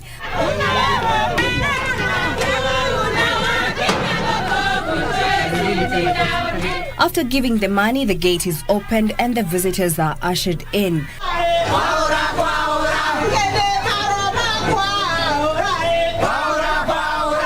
Once guests are ushered in and officially received, food is then served, After guests have dined, tables are cleared and the ceremony commences.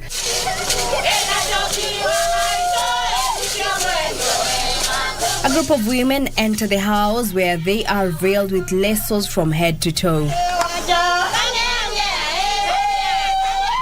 The group is then called outside and the husband is asked to identify his wife amongst the lasso-covered team.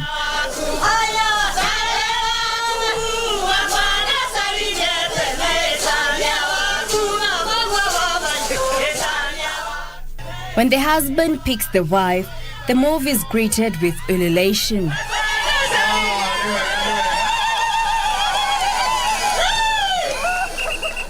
The husband then unveils his wife and the couple marches to the high table in rhythm with the ululation from the crowd.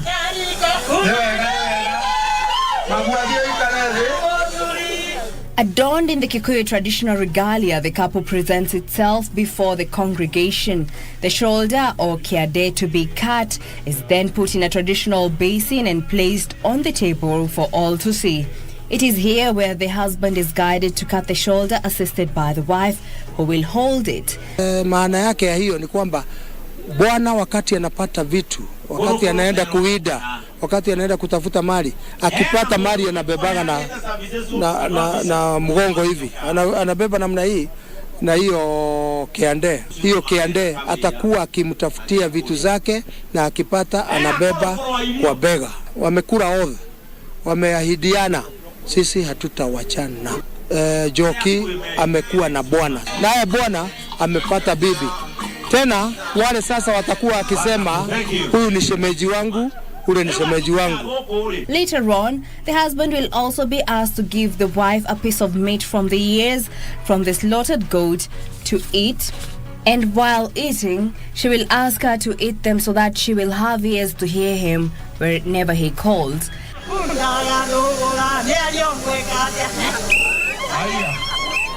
Porridge will then be put in a calabash and then it will be handed over to the wife to feed the husband.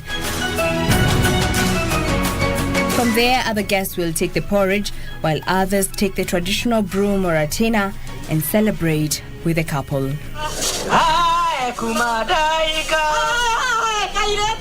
Wakati wa kumwaga pombe chini, wakati wa kumwaga pombe katika kifua, mkono na mkono, inasema tumewabariki na tumekubali waishi kwa amani, waishi na furaha katika ndoa yao. I give thanks to God for this day. For sure we've waited for long and this is the day that God, everything has come out. We are very, very happy. And today I thank so many people have come and I feel so happy.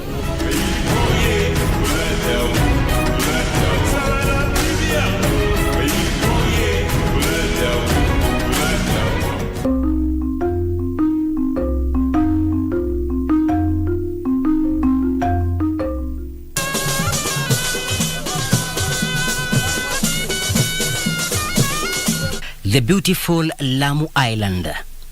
Lamu Old Town is a unique heritage with more than 700 years of continuous settlement and was declared a World Heritage Site by UNESCO.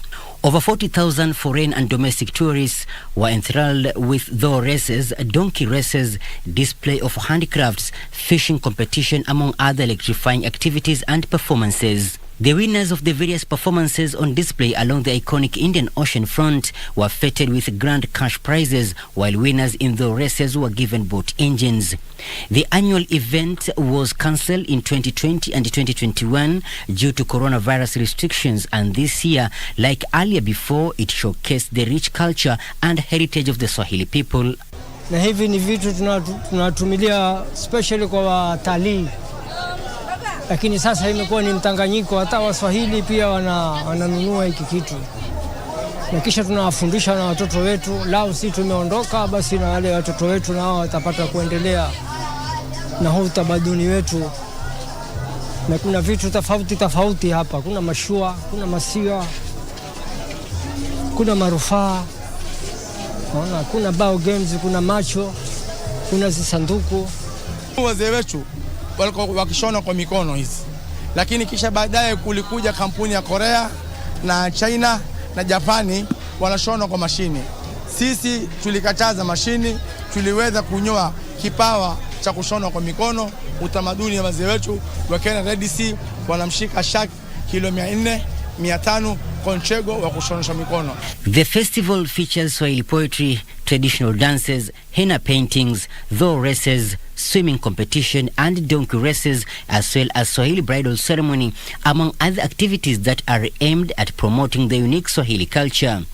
Other annual festivals celebrated in Lamu include the Maulid Islamic Festival, Lamu Yoga Festival, Lamu Painters Festival, Lamu Art Festival, the Shella Hat Contest and fishing competition, among others that attract visitors in droves.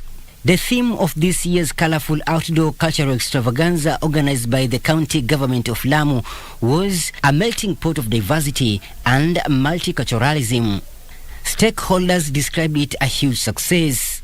Lamu Governor Issa Timami contends that many festivals held in the island will offer tourists the opportunity to explore the archipelago and discover what makes Lamu tick. The county boss added his administration was impressed with the many foreign tourists thronging the island despite the travel alerts issued by section of European countries.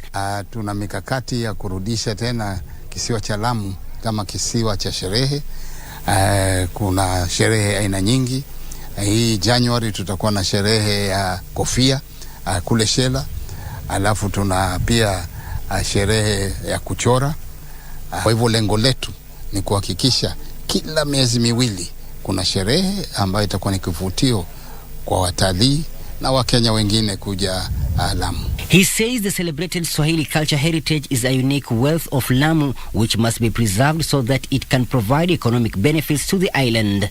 Lamu Tourist Association Chairman Galib Al-Awi says the cultural festival is one of the most anticipated events that provide a wonderful opportunity to experience the island's pristine beaches, medieval ambience, magnificent old stone town and age-old traditions of enchanted island where history continues to live. Tulianza 2001 culture tukiwa sisi kutoka 80s, miaka ya 1985, 86 na 7 tulikuwa mbele sana ya Zanzibar, na Zanzibar walikuwa nyuma yetu mbali.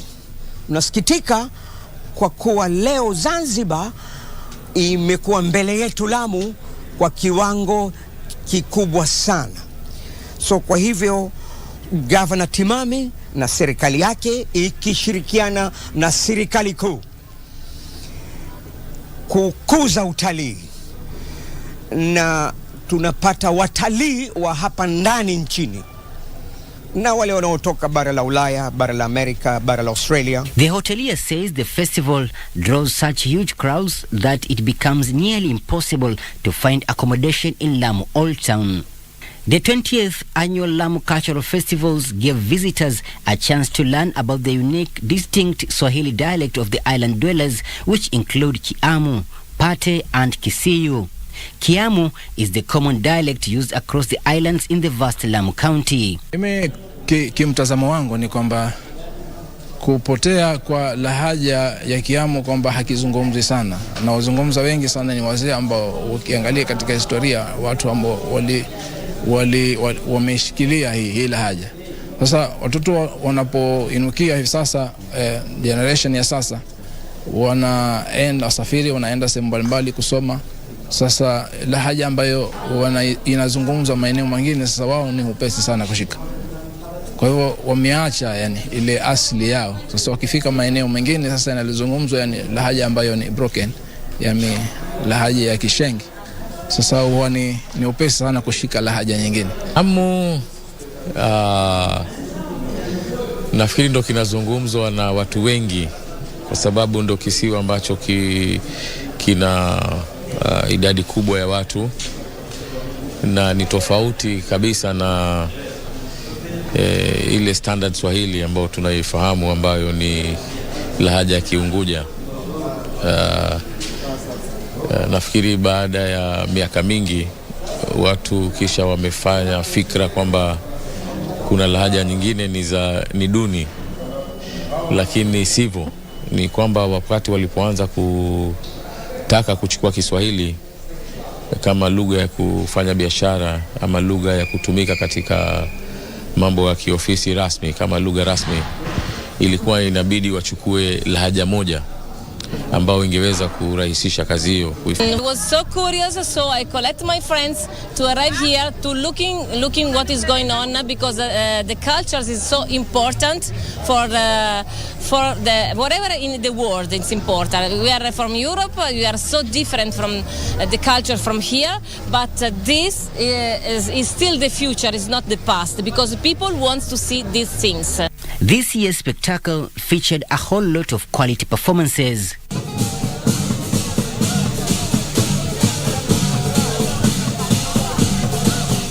Michael Mondiga for My Culture.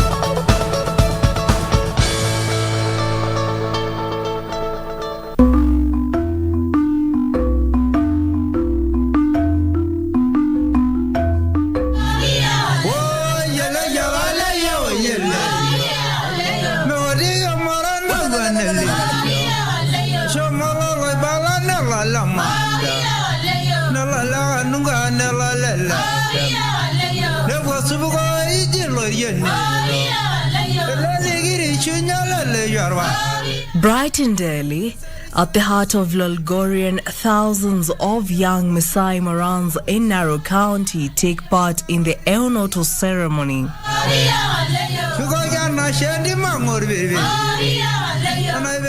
The Marans hail from the Syria sub-tribe, which comprises 5 clans: Erkaputie, Erkunono, Iltorobo, Ilaiser, and Oloirian.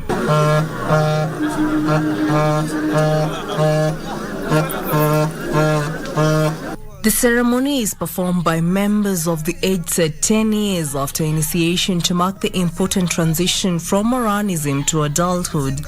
Ni ya sherehe ya pili kwa irika, kwa ajili kuna sherehe ya kwanza tunafanyishanga hawa kabla kutairi, ndio waende kutairi, ambaye ni kama hii tu wako na mabendera, na hii ni ya pili sasa ya kutoa hawa kwa Moranism kwenda kwa age ya wase. We are taken from one stage to another, of which is from youth to a Maasai man, of which will be involved in society decision making. Hao wanafanya graduation leo wataenda next step, ambayo ni wazee wa kutoa amani, wa kupeleleza vitu mbaya, vita ikifanyika mahali ama mtu kwa mfano wakosane na mwingine, mzee kama mimi sasa, baada ya mimi kumaliza urandi, ninaitwa kama mzee, naenda kusuluhisha hiyo kama mzee. The Eunoto ceremony takes place in a chosen camp that includes a total of 85 manyatas. Weeks ahead of the ceremony, the women and the Marans in the Syria sub-tribe prepare by building 84 manyatas and the Osinkira, which is the 85th manyata, a large hut made specifically for the Oloiboni, erected on the first day of the ceremony. Tunaenda msituni, tunakata miti, tunajenga manyumba. Sasa tunakuja kukaa na watoto wetu. Unajua hawa wakuli ugali, wanakula nyama na maziwa. Sasa sisi tunashughulika kutengeneza hiyo vibuyu yetu. Naosha kibuyu, naweka makaa, alafu nawekea maziwa. Hii manyata vile tuko hapa, tuko na nyumba 85 na ni klani yote, makilani yote 5 ambaye inakuanga clan 5 kwa Wamaasai. Tunakuanga na Aldarosero, tunakuanga na Magesen, tunakuanga na Molelian, tunakuanga na Laiser na pia Lukumai. Hiyo mrengo, hiyo clans yote 5 wako hapa. Before the ceremony, 3 leaders are chosen: Olaiguanani, Oloburu, and Olotuno, the main celebrant. Hiyo wase ndio walienda kuchagua kusema kijana fulani ndiye atafanyisha hawa kimila. Huyo ni mkubwa wao ambaye hakuna mtu atawahi kukosana na yeye, ama hii vijana wakitaka kukosana wawili na waone hiyo kijana hakuna mwenye ataweza kuinua fimbo kupigana na mwingine ama kutusi mwingine kama hiyo kijana ako. A fire is lit and sustained throughout the ceremony. Donned in ceremonial traditional regalia, the Maasai Morans converge at the heart of the camp where elders commence the process and apply red ochre dubbed ereko on their faces and arms known as enkipata. Hii rangi nyekundu hii kwa Kimasai inaitwa ormunyan, ni ereko, lakini sasa tunaita ereko ya ormunyan. Yani hiyo ni kitu ya baraka, yani hiyo unawekewa asubuhi, kitu ya baraka. Hiyo tunafananishanga na damu. So sisi wa Maasai, kila kitu ambaye kuna siku 4 ya kufanya sherehe ya siku 4, ile inafananishwa na kitu mbaya ndio inatangulia. Ile inafananishwa na kitu mzuri ndio inamaliziwa.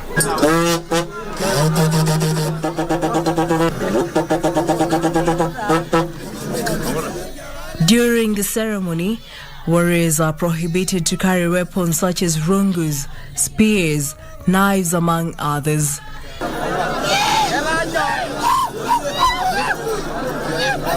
The Maasai Morans then form 2 lines. Olotuno, the main celebrant, who leads the Enkoriong, the firstborns, while Oloburu leads the Oloikulu for the secondborns.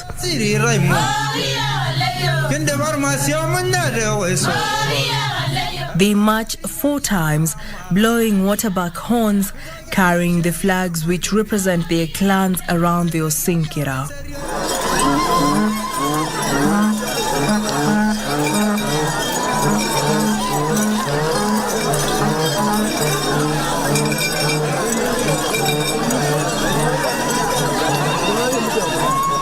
Hii mabendera ingine yote yenye iko na kanga, hii shuka ya kanga, hiyo ni ya watu wa kawaida ama ya vijana ambayo wametoka mafamilia ya kawaida. Lakini ukiona black, hii nyeusi kabisa, hiyo vijana wametoka kwa familia ya waganga. Tunasunguka mara 4 kwa sababu unaona kwa sisi kimila yetu ya Wamasai vitu inafanywa mara 4 kwa sababu tunasema vitu 3, kufanya vitu 3 hiyo baraka itakuwa imekuwa complete, kwa sababu kwa baraka yetu ama wazee wakikubariki inafaa ufanye kitu mara 4. They then break the formation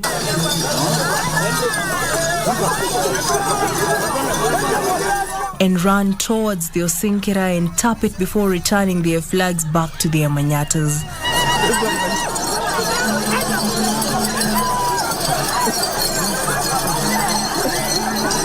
Hiyo kukimbia, hiyo ni kuonyesha tuko active ama kuonyesha watu ambao wako active kwa kuambiwa, kwa sababu kisha kimbia na bendera yako uweke kwa nyumba yako, hii inaonyesha wewe ni mtu makini na ni mtu unafanya kazi kwa haraka.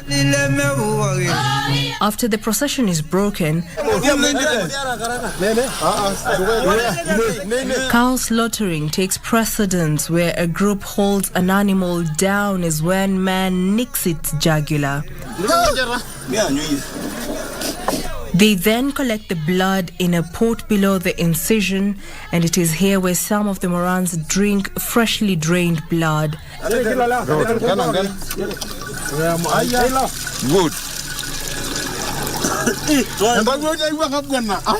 They then roast the meat and meals are served.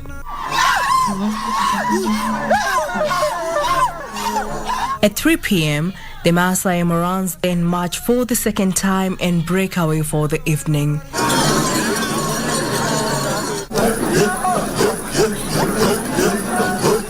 The Manyata is filled with hundreds of excited warriors singing, jumping and chanting in circles, which gets bigger as the night approaches.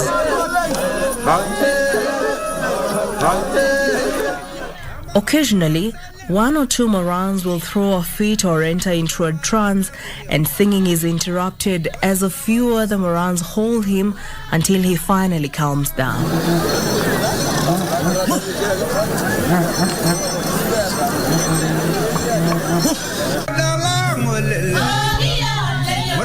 Reporting for Easy Friday, I'm Jackie Wambiro.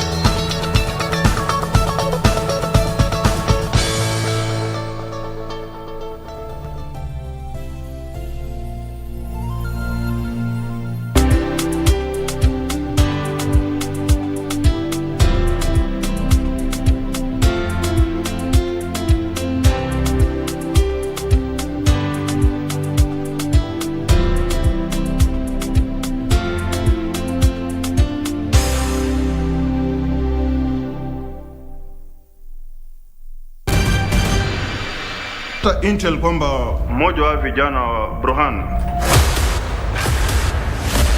is coming away to be smuggled into the country. How credible is the intel, sir? Very credible. Ni nani? The bomb maker. HQ iko na reason ya kubilivia kwamba one of Burhan's lieutenants atakuwa smuggled into a country through his border crossing. Wazi.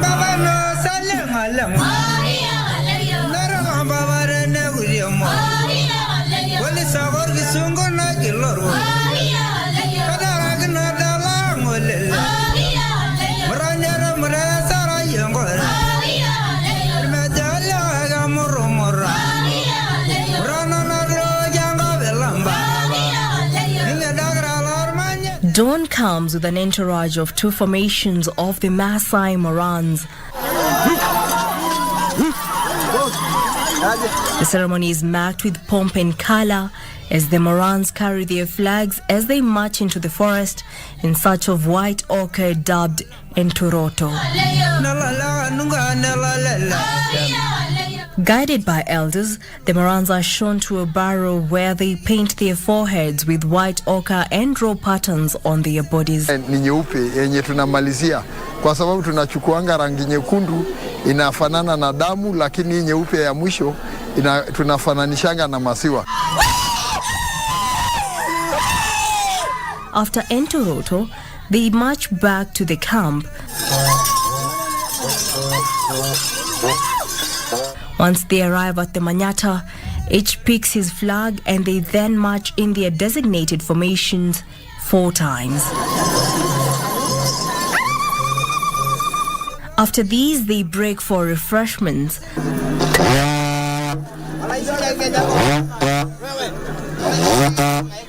A horn is then blown to recall the Morans to the Manyata, where the men considered to be sacred are presented to them.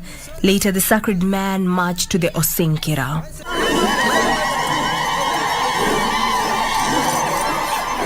Watapewa jina na wase waine ambaye hao wase watafaa ngozi nyeusi ile ambaye imeshonwa vizuri. Hao wase na tena watakuwa wase wamechaguliwa ambaye ni wase kabisa kamilifu kwa jamii, hawana mambo mabaya wamewahi kutenda.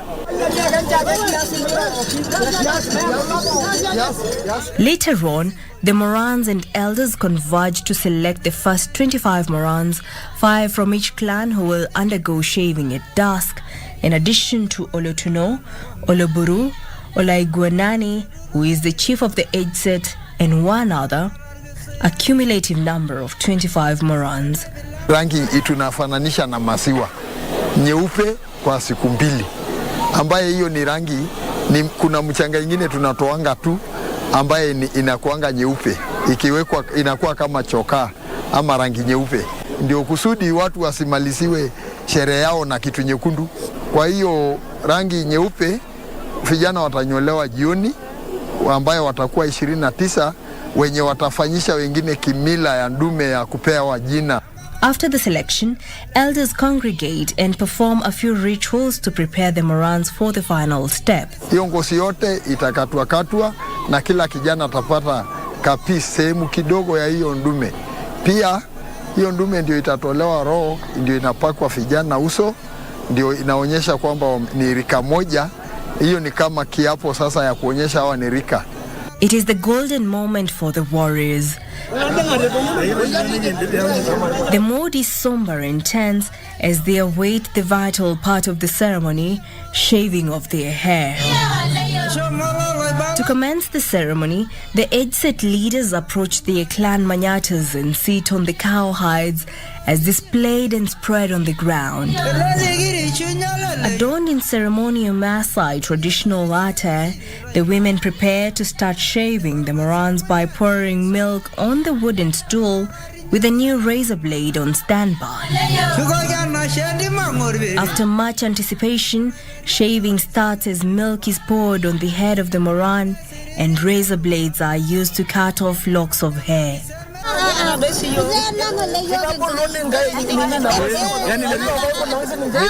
Other Morans gather to watch as their counterparts part ways with their locks of hair, which some have kept for more than 5 years, a fate that now awaits them. To culminate the Eunoto ceremony, every warrior must shave his long or short ochre-stained hair, which is done by the warrior's mother or the warrior's wife for those who are married. As dawn unfolds the next day, the whole group of Maasai Morans is now shaved off at their respective clan manyatas. At the end of this ceremony, I'll be involved in decision-making in the society. Unlike previously, my sentiments could not be considered. But right now, after this ceremony, I can say something to Council of Elders. Like now I can do things from my own decision, like I'm a real man. I'm a warrior. In fact, I'm still a warrior. So after the shaving, I'll be a man. I'll be allowed. I won't be carrying 2 sticks. I'll be carrying 1. Kupitia hapa ni njia moja ya kusaidia kijana Masai kuelewa mila na tamaduni zake. Wananyolewa wengine wote, wanakuwa wazee, alafu hii manyata sasa itakuwa imeishia hapo. Tunaenda nyumbani, wamalize mwaka 3 ama mwaka 4, wengine ya mrengo ya kushoto yao wakuje tena kufanyishwa graduation ama mwaka 7, alafu wakimaliza tena wanakaa mwaka 5 wanakuja kuunganishwa wapewe jina moja tena. The clean-shaven Morans spend the night in the forest before dispersing off to their homes the following day to embrace their new chapter of adulthood in their lives.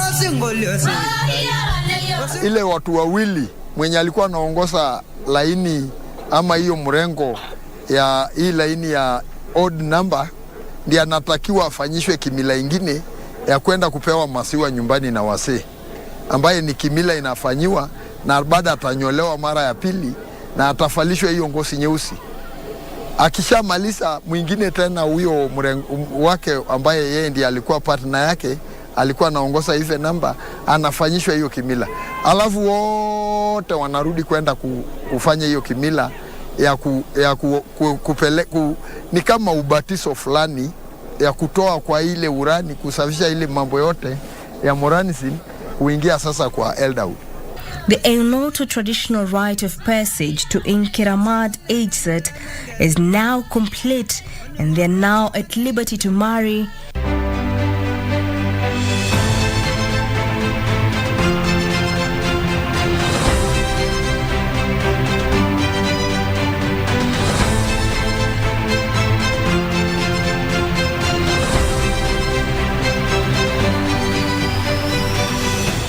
Born on January 1st, 1937, Godfrey Gitahi Kariuki, popularly known as Gigi Kariuki, rose to prominence in the 1960s thanks to his role in helping the landless to settle in Laikipia that previously belonged to the white settlers. Gigi Kariuki was elected to the National Assembly in May 1963 to represent Laikipia West constituency, a seat he held until 1983. 7 years after getting into elective politics, President Jomo Kenyatta appointed Kariuki an assistant minister in the Ministry of Lands, Settlement and Physical Planning in October 1970. He was 33 years old. During the 1974 general election, Gigi Kariuki was opposed by the Gikuyu Embu and Meru Association, that is Gema Laikipia District Chairman F.K. Mbuthia. At the time, Kariuki had been identified as a supporter of the then Vice President Daniel Arap Moi, which did not sit well with some in the Gema community who were not for the idea of Moi automatically ascending to the presidency. When founding President Mzee Jomo Kenyatta died in 1978, Gigi Kariuki played a crucial role in the KANU elections that were necessary to confirm the transfer of power to Jomo's successor, President Moi. Following the 1979 general election, where Kariuki retained his Laikipia West parliamentary seat, President Moi appointed him Minister of State in the office of the President in charge of national security and provincial administration.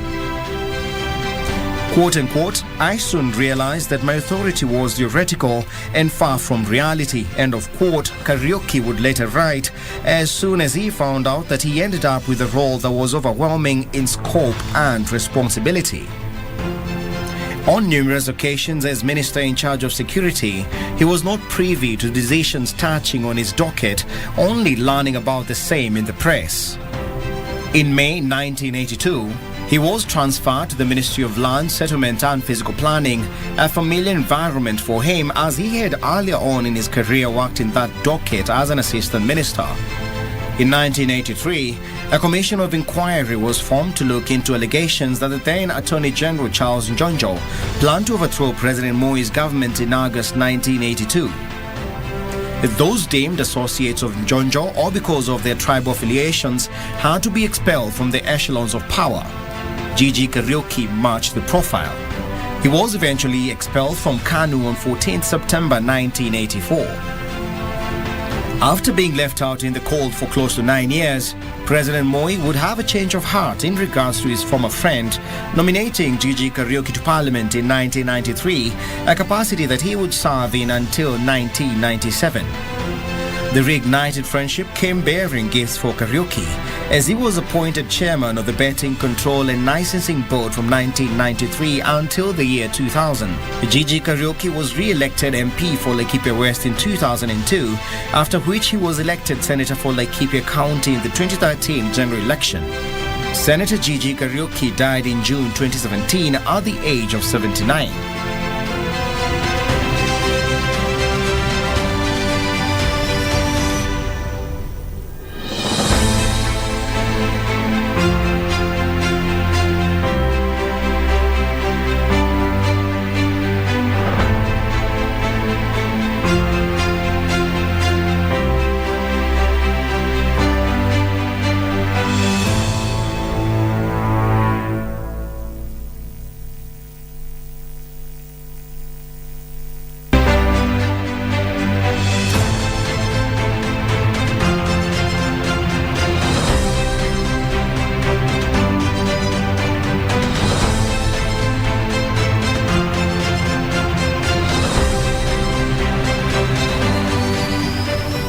Hussein Maali Mohammed came onto the political scene after being nominated to Parliament when President Daniel Arap Moi formed his first government in 1979.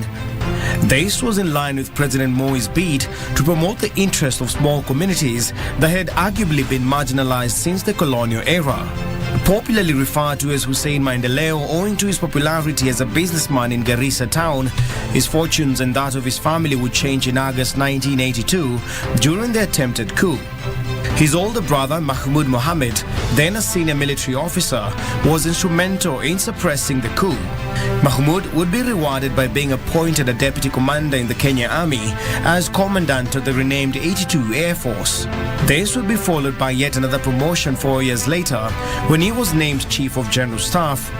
Hussein Maali Mohammed, on his part, would successfully contest the Garissa Central Parliamentary seat in the 1983 snap elections, upsetting the incumbent Abdi Aris Mohammed. Moi went on to appoint a Minister of State in the office of the President alongside Peter Nyakiamo.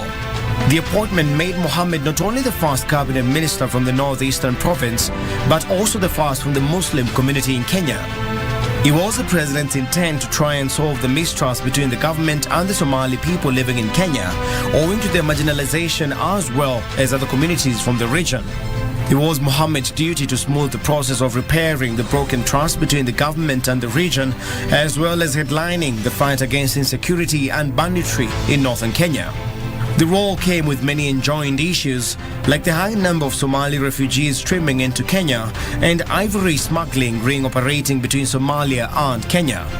A year after being re-elected to represent the now renamed Garissa Township constituency in Parliament, Mohammed would clash with MPs from Wajir and Mandera over his remarks where he called out Somali nationals who are infiltrating Kenya from Somalia and supporting poaching and banditry. His bold stance on poaching would only add to his popularity in Moi's government as well as among northeastern residents. By the early 90s, Mohammed had become a decisive leader in the ruling party KANU amidst the return of multi-partyism in the country. He had been elected as KANU's Assistant National Organizing Secretary and was crucial to mobilizing Northeastern to overwhelmingly vote for Moi's re-election as president.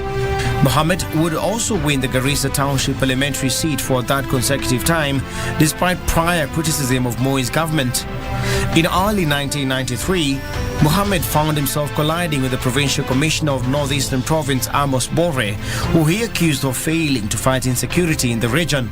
In April 1993, in what most considered a demotion, Mohammed was moved to the Ministry of Culture and Social Studies. He later claimed he had criticized KANU from within, only in the spirit of constructive criticism. He would once again retain his parliamentary seat in the 1997 general election, after which he was appointed Minister for Research, Technical Training and Technology, serving for only a year before he was moved to the Ministry of Rural Development. He was then moved to the Ministry of Women and Youth Affairs. By the time President Moi was concluding his tenure in 2002, Mohammed was Minister for Medical Services. In the elections held the same year, that was in 2002, he was yet again one of the few MPs who retained their seats. In 2007, he opted to resign from active politics, with Aden Duale succeeding him as Member of Parliament for Garissa Township. In 2016, President Uhuru Kenyatta appointed him Chairman of the Wasinyiro North Development Authority.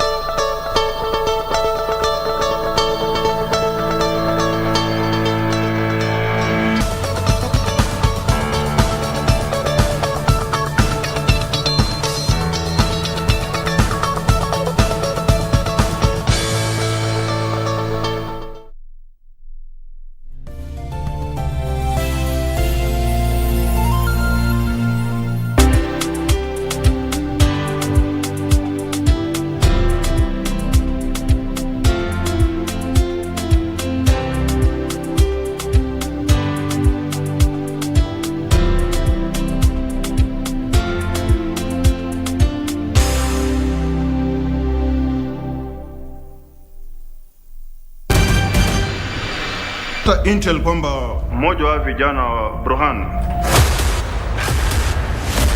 is coming away to be smuggled into the country. How credible is the intel, sir? Very credible. Ni nani? The bomb maker. HQ iko na reason ya kubilivia kwamba one of Burhan's lieutenants was smuggled into a country through hii border crossing. Wazi.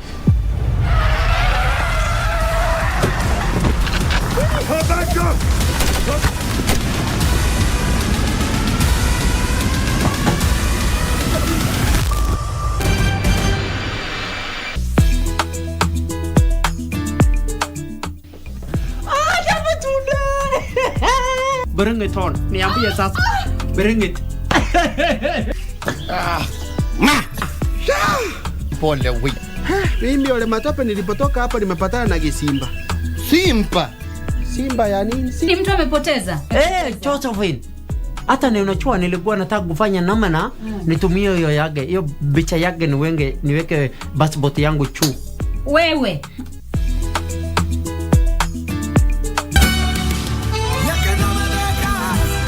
I can do something to keep your son from going to jail. Oh, really? I can also prevent the Malvo Hotel from collapsing. I can help you with everything. I'll do it in exchange for all your family's shares in the hotel. Are you insane? Have you lost your mind? What are you hiding from me? I saw it. That you had a bottle of ammonia in your room. And all of those people were poisoned with that substance. The only person who will make any decisions about my baby is me. Please help me, I beg you. I've made a big mistake and I can't leave her alone. For my true love, Mal, I love you.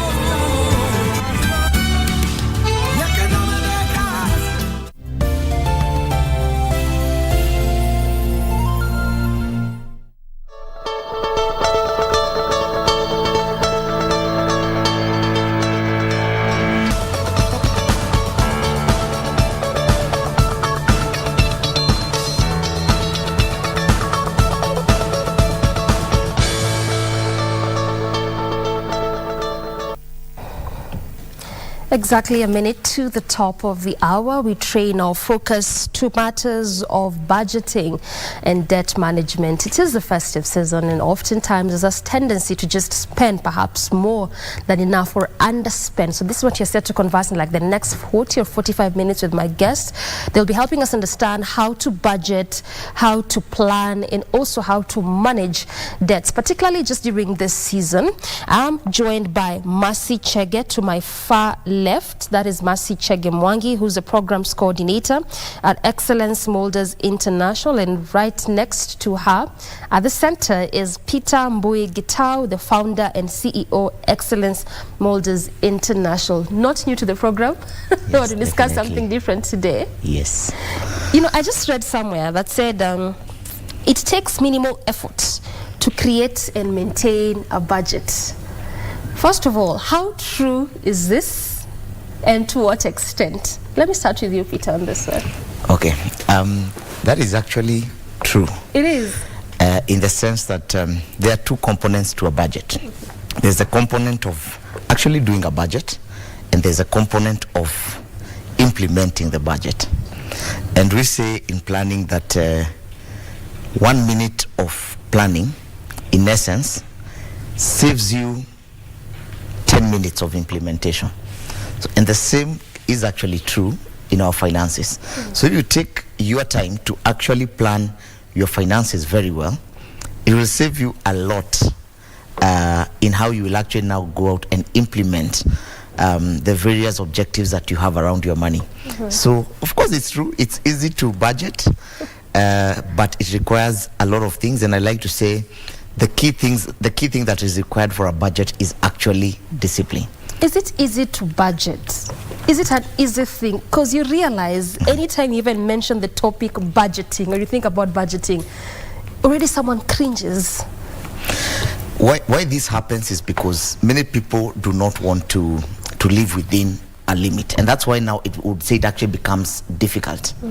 It is not easy, but it is simple but not easy. I hope that now answers it in the right way. That many people do not actually have the discipline to say, I can confine myself to a certain avenue or to a certain way of doing things.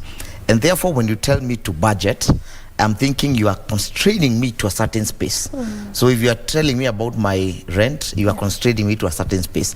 If you are telling me about how much I need to spend on my dressing, you are constraining me to a certain space.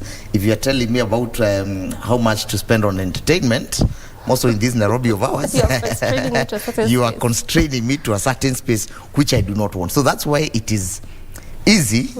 It is simple but not easy. Simple but not easy. Yes. Meaning it can be done. It can be done. But not easy. Yes. Mercy, I'd also like to get your perspective on this statement. Minimal effort to create and maintain a budget.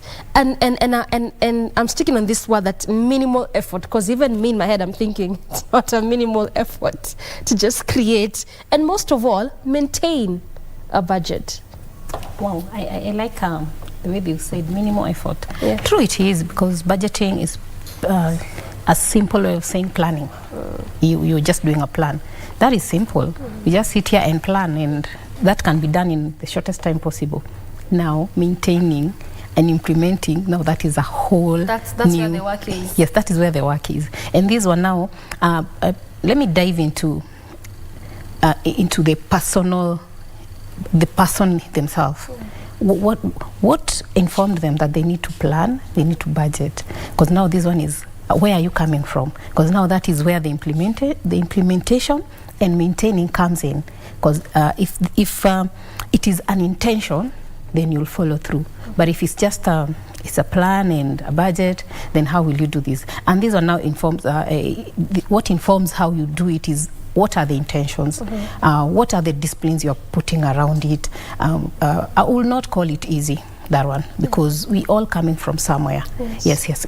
When we talk about things without showing people the practicality of it, we lose them. Because sure, it is easy, simple. Let us do a plan, let us do a budget, we are going to do this in January, we're going to do this in February, but who follows it through? Now this one, it brings to the point of that what I always say, self-awareness. How am I doing this? How will I implement it? How will I execute it? What are the tools I'm going to use? Now that is the aspect of how do I maintain the budget. I'd want to get your perspective on perhaps what you do at Excellence Models when it comes to practicality, because you mentioned on that. Yes. But before I get there, the intention, something that Mercy has touched on, that even as you're thinking of budgeting and planning, it's coming from what intention lies within you. Do you think that's a part that we always miss, so that then it becomes easier as the first statement dictates, but then maintaining would tend to be a challenge? I think unfortunately many a times when we talk even about budgeting, the intention is founded many a times on an emotional aspect that I need to budget.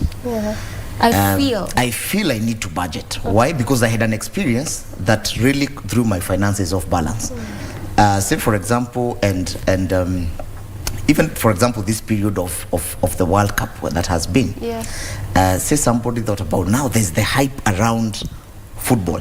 So what do? I need to buy a serious big screen TV, I need to buy a big TV. Now the season is over. Then you realize there's a loan that you had actually defaulted on simply because you put your money into a TV that you had to watch for a period of less than a month. So the intention, really many a times you find that we decide to form a budget because of an experience, probably a negative experience, which then steers up our emotions, and therefore we say, let me actually now plan.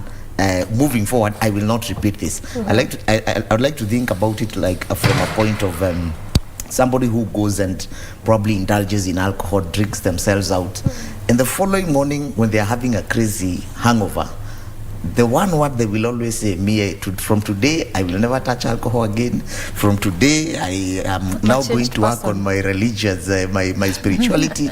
But in the next few days, when that emotion is gone, they slide back to. So as you're saying, that it's then important that the phrase of mind that you actually decide to do budgeting in is very important, because that will actually now give you the muscle to actually sustain. Because planning a budget or coming up with a budget is just sitting down and saying, this I will do, this I will do, this I will do. But the difficult part about budgeting is actually the implementation. Where now, Doreen, you are told you've been spending so much on your entertainment. Okay, that's part of who you are. Now I'm telling you, you need to spend about a third or half of that money, and you see I'm actually coming and telling you then that whatever I'm telling you to implement is actually cutting down on your lifestyle to a certain extent. So that is why the delicate balance comes into play.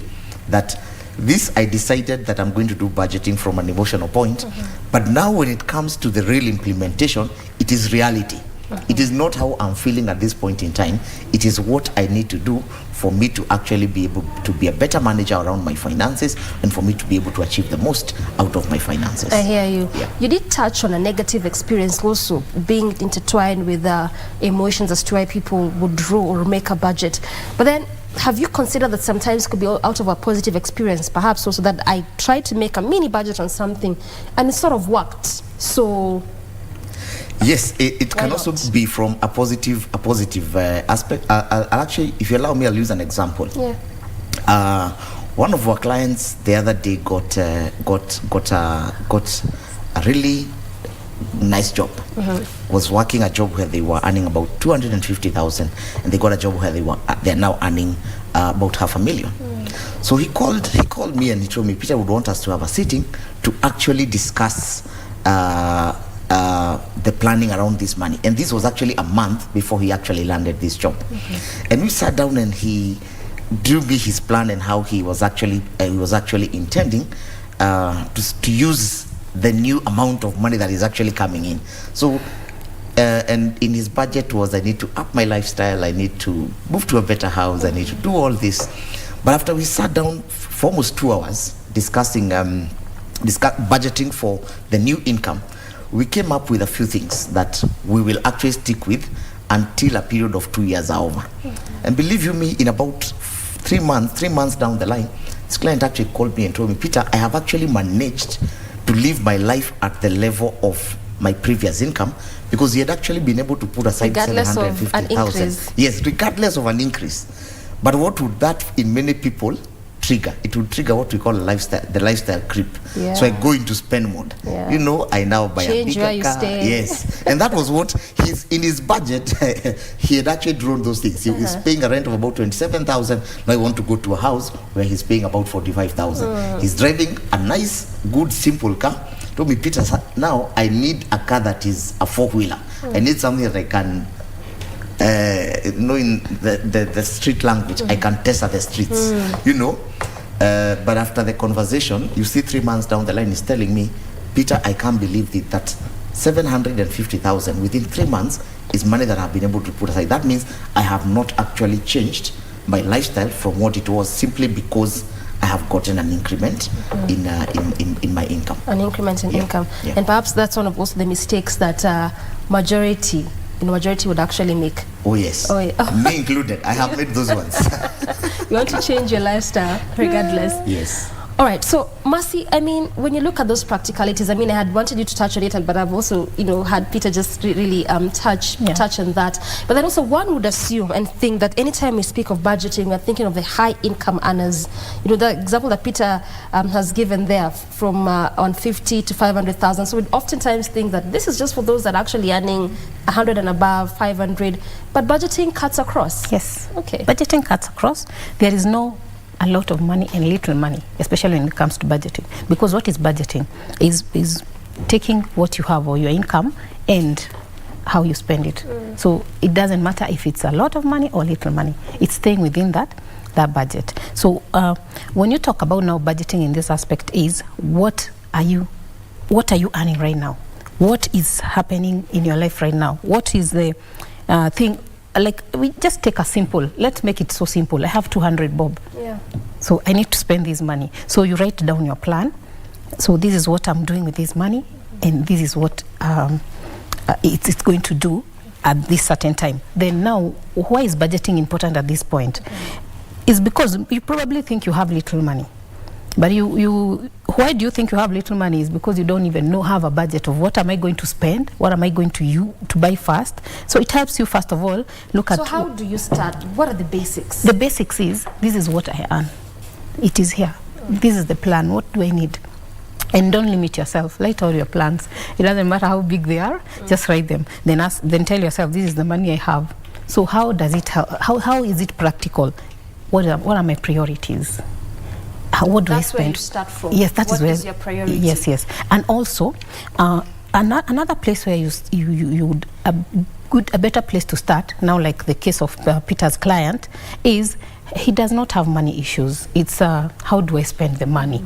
So he actually sat down and realized, I need help when it comes to this money that I did not have. That is another place to start. Not that he's short of money or what he needs. It's like, I have now this more money. If I just start using it without even having somebody to work with me or help me transition from this income to this one, I will mess up. So we can start from where you are.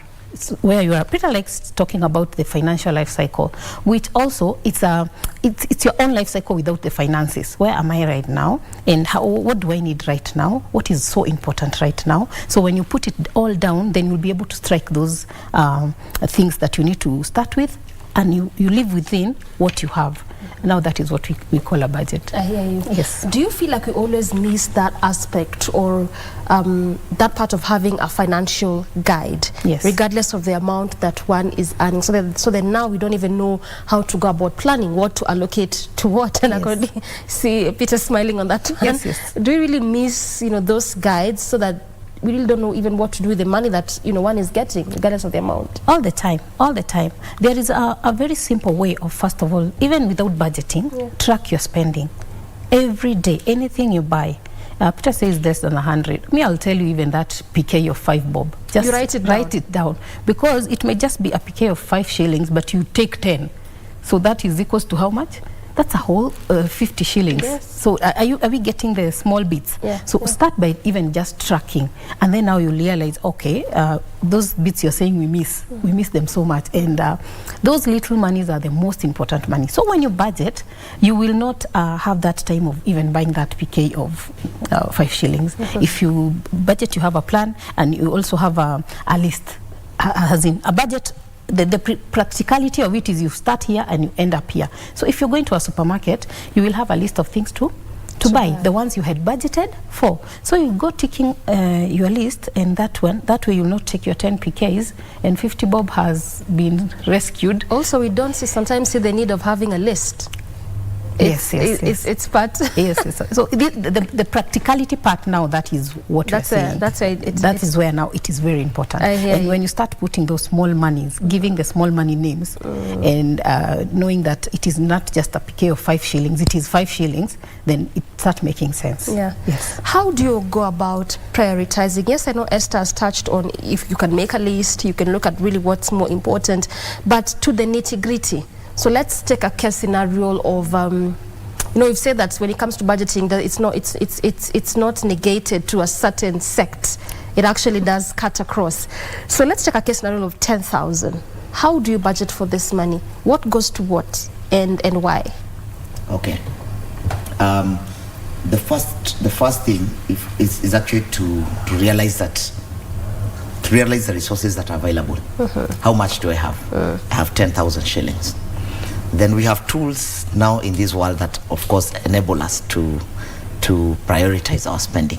Number one, I'd like to say, without being so technical, look at even what you call the Maslow's hierarchy of needs. That simply tells us, where do I need to allocate my money starting from? I will not have 10,000 shillings and first of all go and purchase airtime of 1,000 shillings. So I'll begin that at the basic level. Okay, what are my basics? It's my food, clothing, and shelter.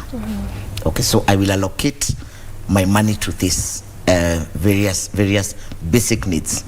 At that point in time, I am comfortable. I can live my life.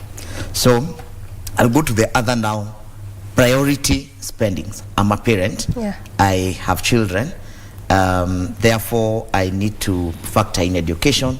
I need to factor in the expenses and the costs that are attributed to that, to the education of my children. I'll need to factor in, say for example, I commute to work each and every day.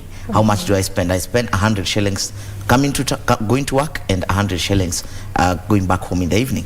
I need then to factor in that, because that also guarantees the fact that at the end of the 30-day cycle, if my income is 10,000, I am then able to still earn another 10,000, because I actually facilitated through transport for the availability of the fare to accord me the ability to go to work each and every day.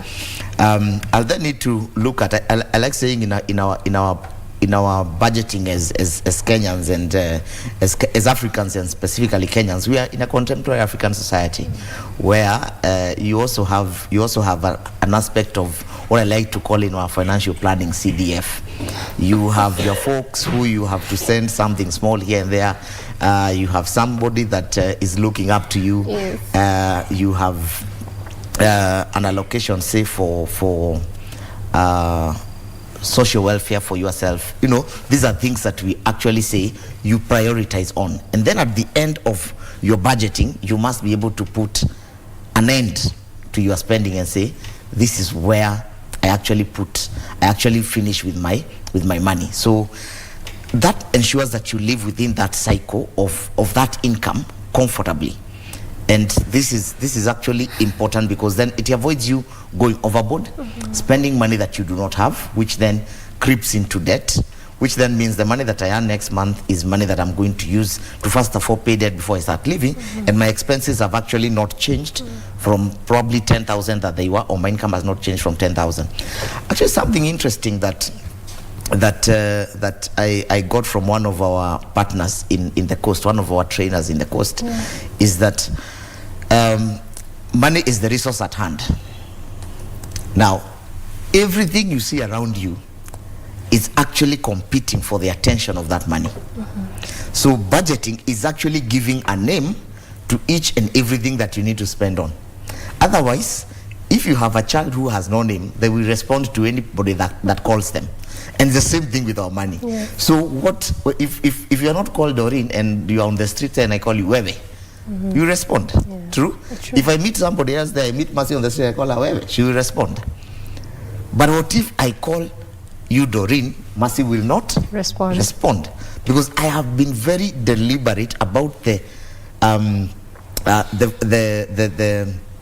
value that thing gives to me, and therefore I am addressing it with my resources, as it were. So that makes sure that then you do not get into the creep of just meeting everything around your money that is coming your way and is actually demanding your money. And I like to think about it from the time you woke up this morning. How many things have demanded your money?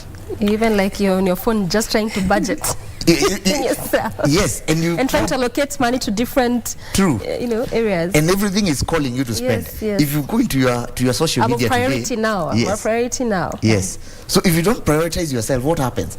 Go into your social media. How many invites to spend do you get?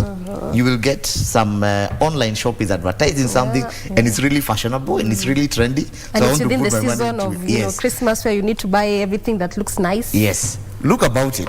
Think about this. What has changed about your mall where you shop around this time? Everything is inviting you to go to that place. They're basically putting colors, so at night it's more conspicuous. Even when you walk down the streets right now. Do you think that is actually what is called the psychology of sales? Okay. Now, it is a business person inviting you to spend. So you are seeing this mall now when you're going home at night, it's looking very colorful. It's all, lit up. So they're actually telling you, please come in, enjoy a moment here. And they're not telling you to come and enjoy a moment walking around the aisles of the supermarket. Yes. They're inviting you to come and actually spend your money there. Yes. So you have to be very deliberate about the various things that are actually striving, running for the attention, for your attention, and the attention that they're actually seeking is not your attention to look at it, but it's your attention to put your money. It's not attention to window shop. Yeah. No. This is not the moment for window shopping. You've done that through the year. Now come and shop. Come and buy. Yes. And I think this is why this conversation is quite pertinent at this particular moment. There's so much you can talk about in terms of priority, Mercy, but also talk to me about the takeaways when it comes to creating a budget. Yes, it's important to prioritize. What more do we need to be knowing when it comes to creating a budget? Okay. Creating a budget. Again, I'll go to the person. And this time, allow me to use an analogy of a farm. Okay. Farm A and Farm B. Farm A is well prepared. It's manured. It's just ready, waiting for planting, waiting for a seed and rain for planting. Farm B, it's just been there. Nothing has been done. It has a lot of rocks, weeds, and everything. Also, it is still waiting for the seed, and then the seed and rain come. Both farms are planted. So what will happen to Farm A? Farm A will thrive and everything will be good. What will happen to Farm B? You can imagine the seeds are going to compete with everything that is there. So again, when it comes to budgeting, it is you.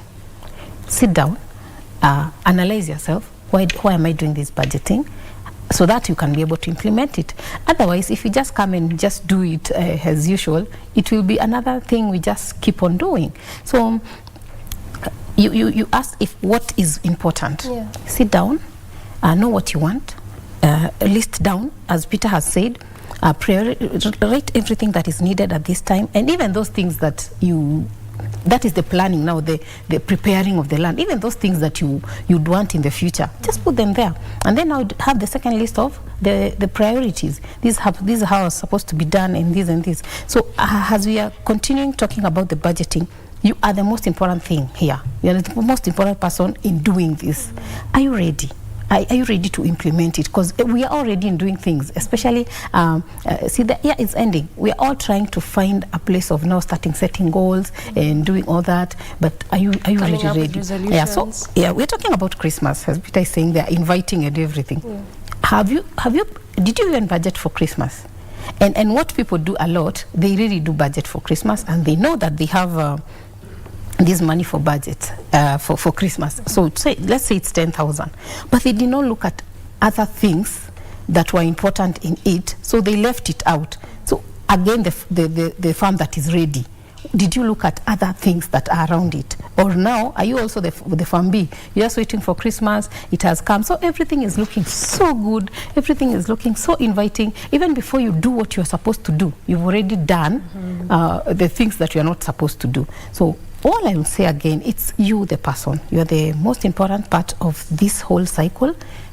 Sit down with yourself, look at what is supposed to be done and how, and then you start executing it. Now, this one is going to help in the maintaining and also having a very good outcome. Not just doing a budget and then you end up saying it is not working. And also we said, when you're in a tough place, it's always good to seek help.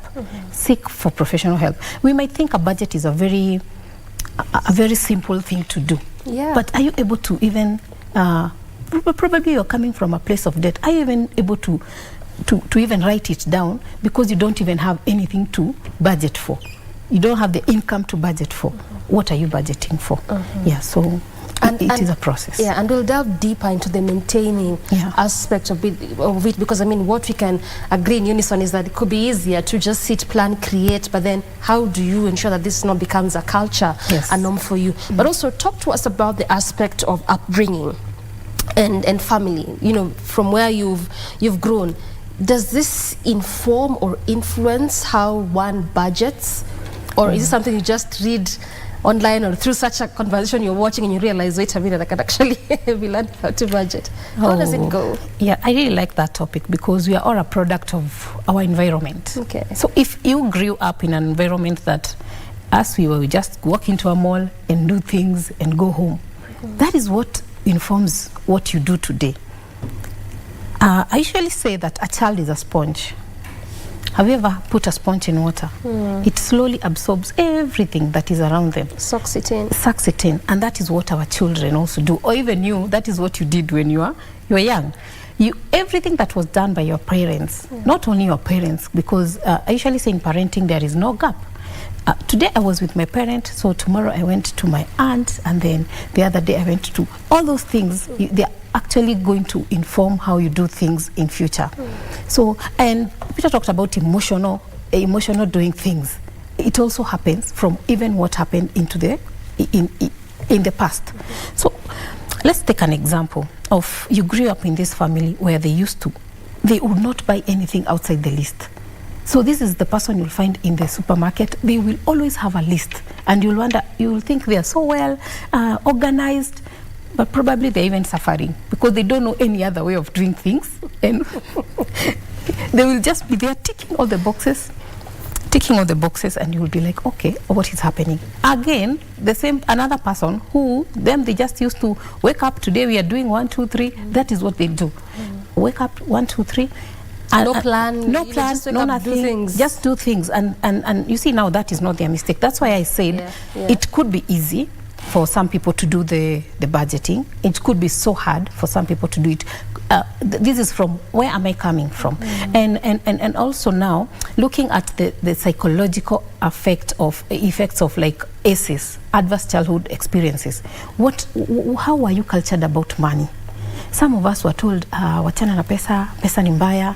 So even when you get this money, you will not even budget for the money. You just want the money to even stay in the bank. Some people have a lot of money. I'm shocked. Sometimes you're told, oh, this person has a lot of money. The money is in the bank. But you can't see what they're doing. You wonder, okay, why are they looking like this? So you're wondering, they spend their money badly, but no, they don't know how to even budget and because they were cultured like money is bad. You should not buy good things.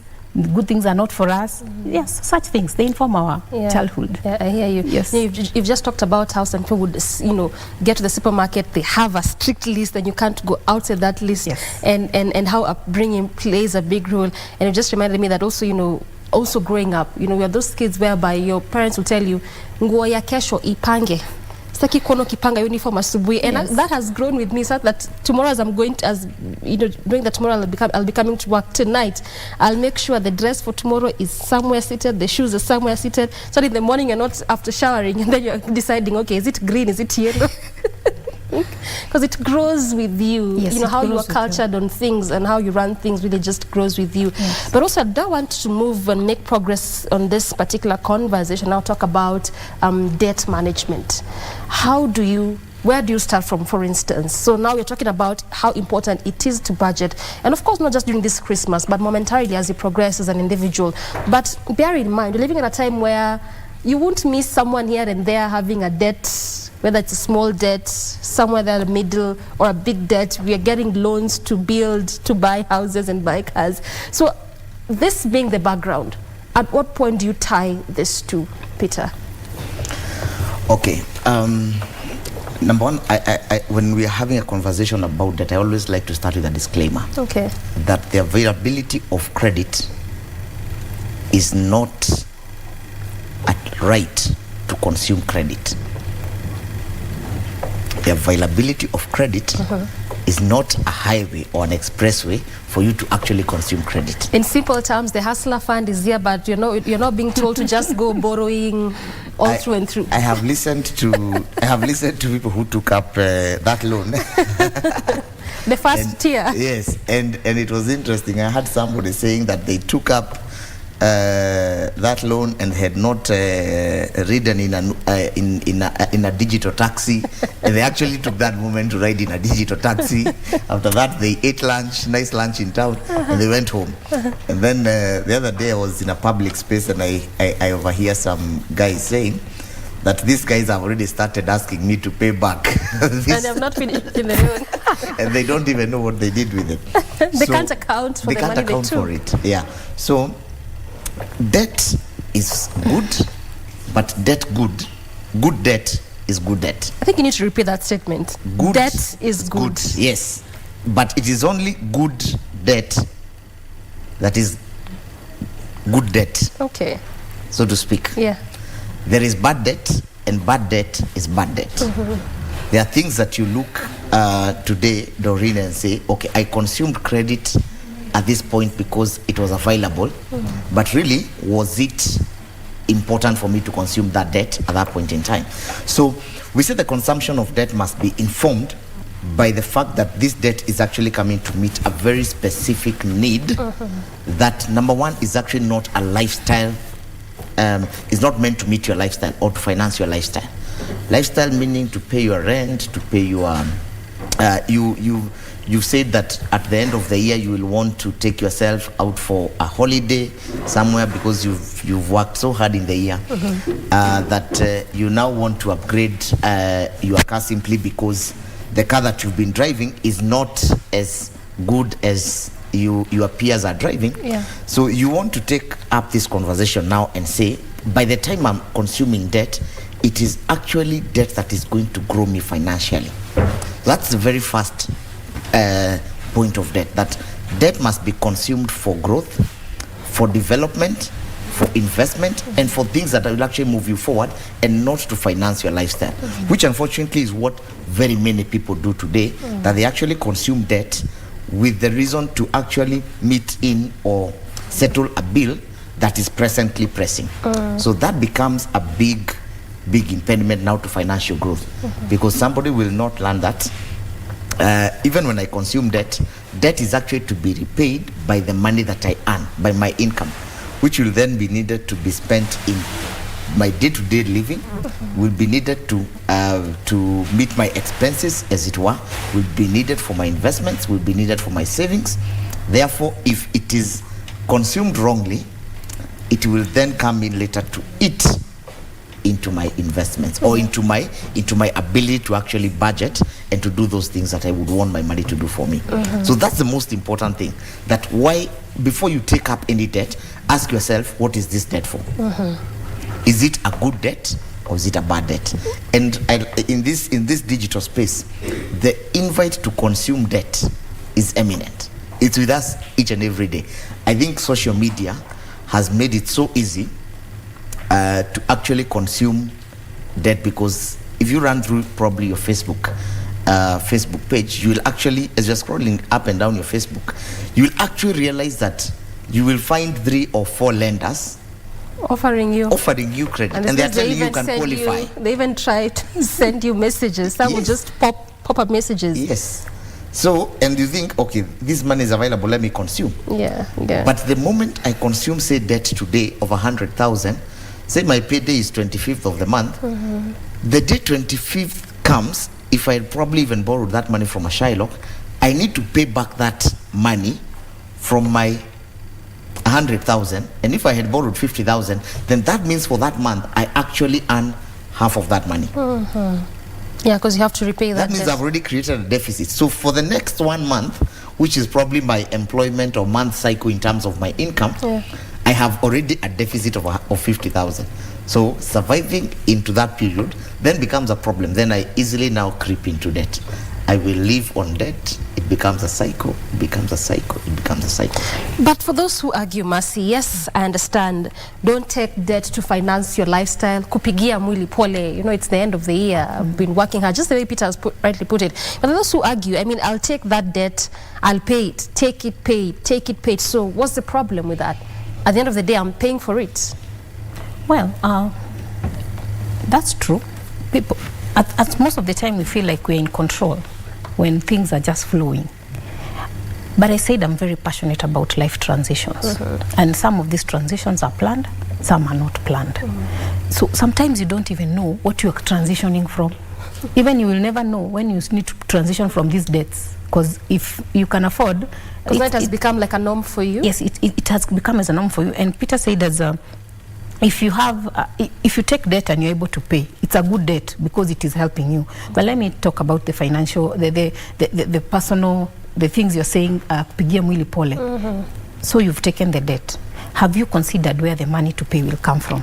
Where, once you have a salary, and if you have that salary, where are you taking taking up the debt to finance your lifestyle? So what happens? People don't look at the transition from I will have to be getting extra money to pay this debt. Remember, there is no extra income that has come in. So yet you are in some debt. Yes, and you've already taken. It is okay kupigia mwili pole. Sisi wote tuko tu sawa. And please love yourself.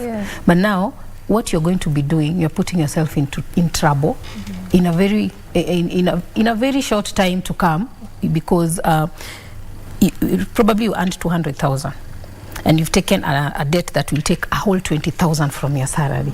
And your salary has not increased with the 20,000. So what will happen is you'll start even acquiring more debts to even cater for the things that you do every day, your basics, because the loan or the debt will take out the 20,000 automatically. It will not ask you. So you will have a deficit. So you start digging other holes to fill a hole. You dig another hole to fill a hole. You dig another hole, and you end up having either a very deep hole or very many holes that you also need to fill. So this is how sometimes you find someone as in a chama, bank loan, all these other loans, because this one was paying for this one, while this one is trying to cater for this one, and all that. Yeah, and Peter said it's a cycle. Then when the cycle, a cycle is a circle. So when it will come to this end, so you will have nowhere else to go. So what will happen? So it's always good to even ask yourself, I have this chance to take up this debt. Yes, and they're actually very good. It's good to be credit, to have your credit worth. It's good. But now, once you spend it, and you didn't know how to pay it, then just know that the choices you make are very, very important, because the consequences, they do have consequences. You will not choose the consequences. I hear you. Peter wants to jump in very quickly. We are strapped for time. Very quickly. Actually, what I wanted to mention is that we've had a place, we're in the place in this country where debt is easily available. And it's actually, is it called metamorphosized into our mobile money platforms. And we have one telco that is actually offering an overdraft facility that has become very popular in our country.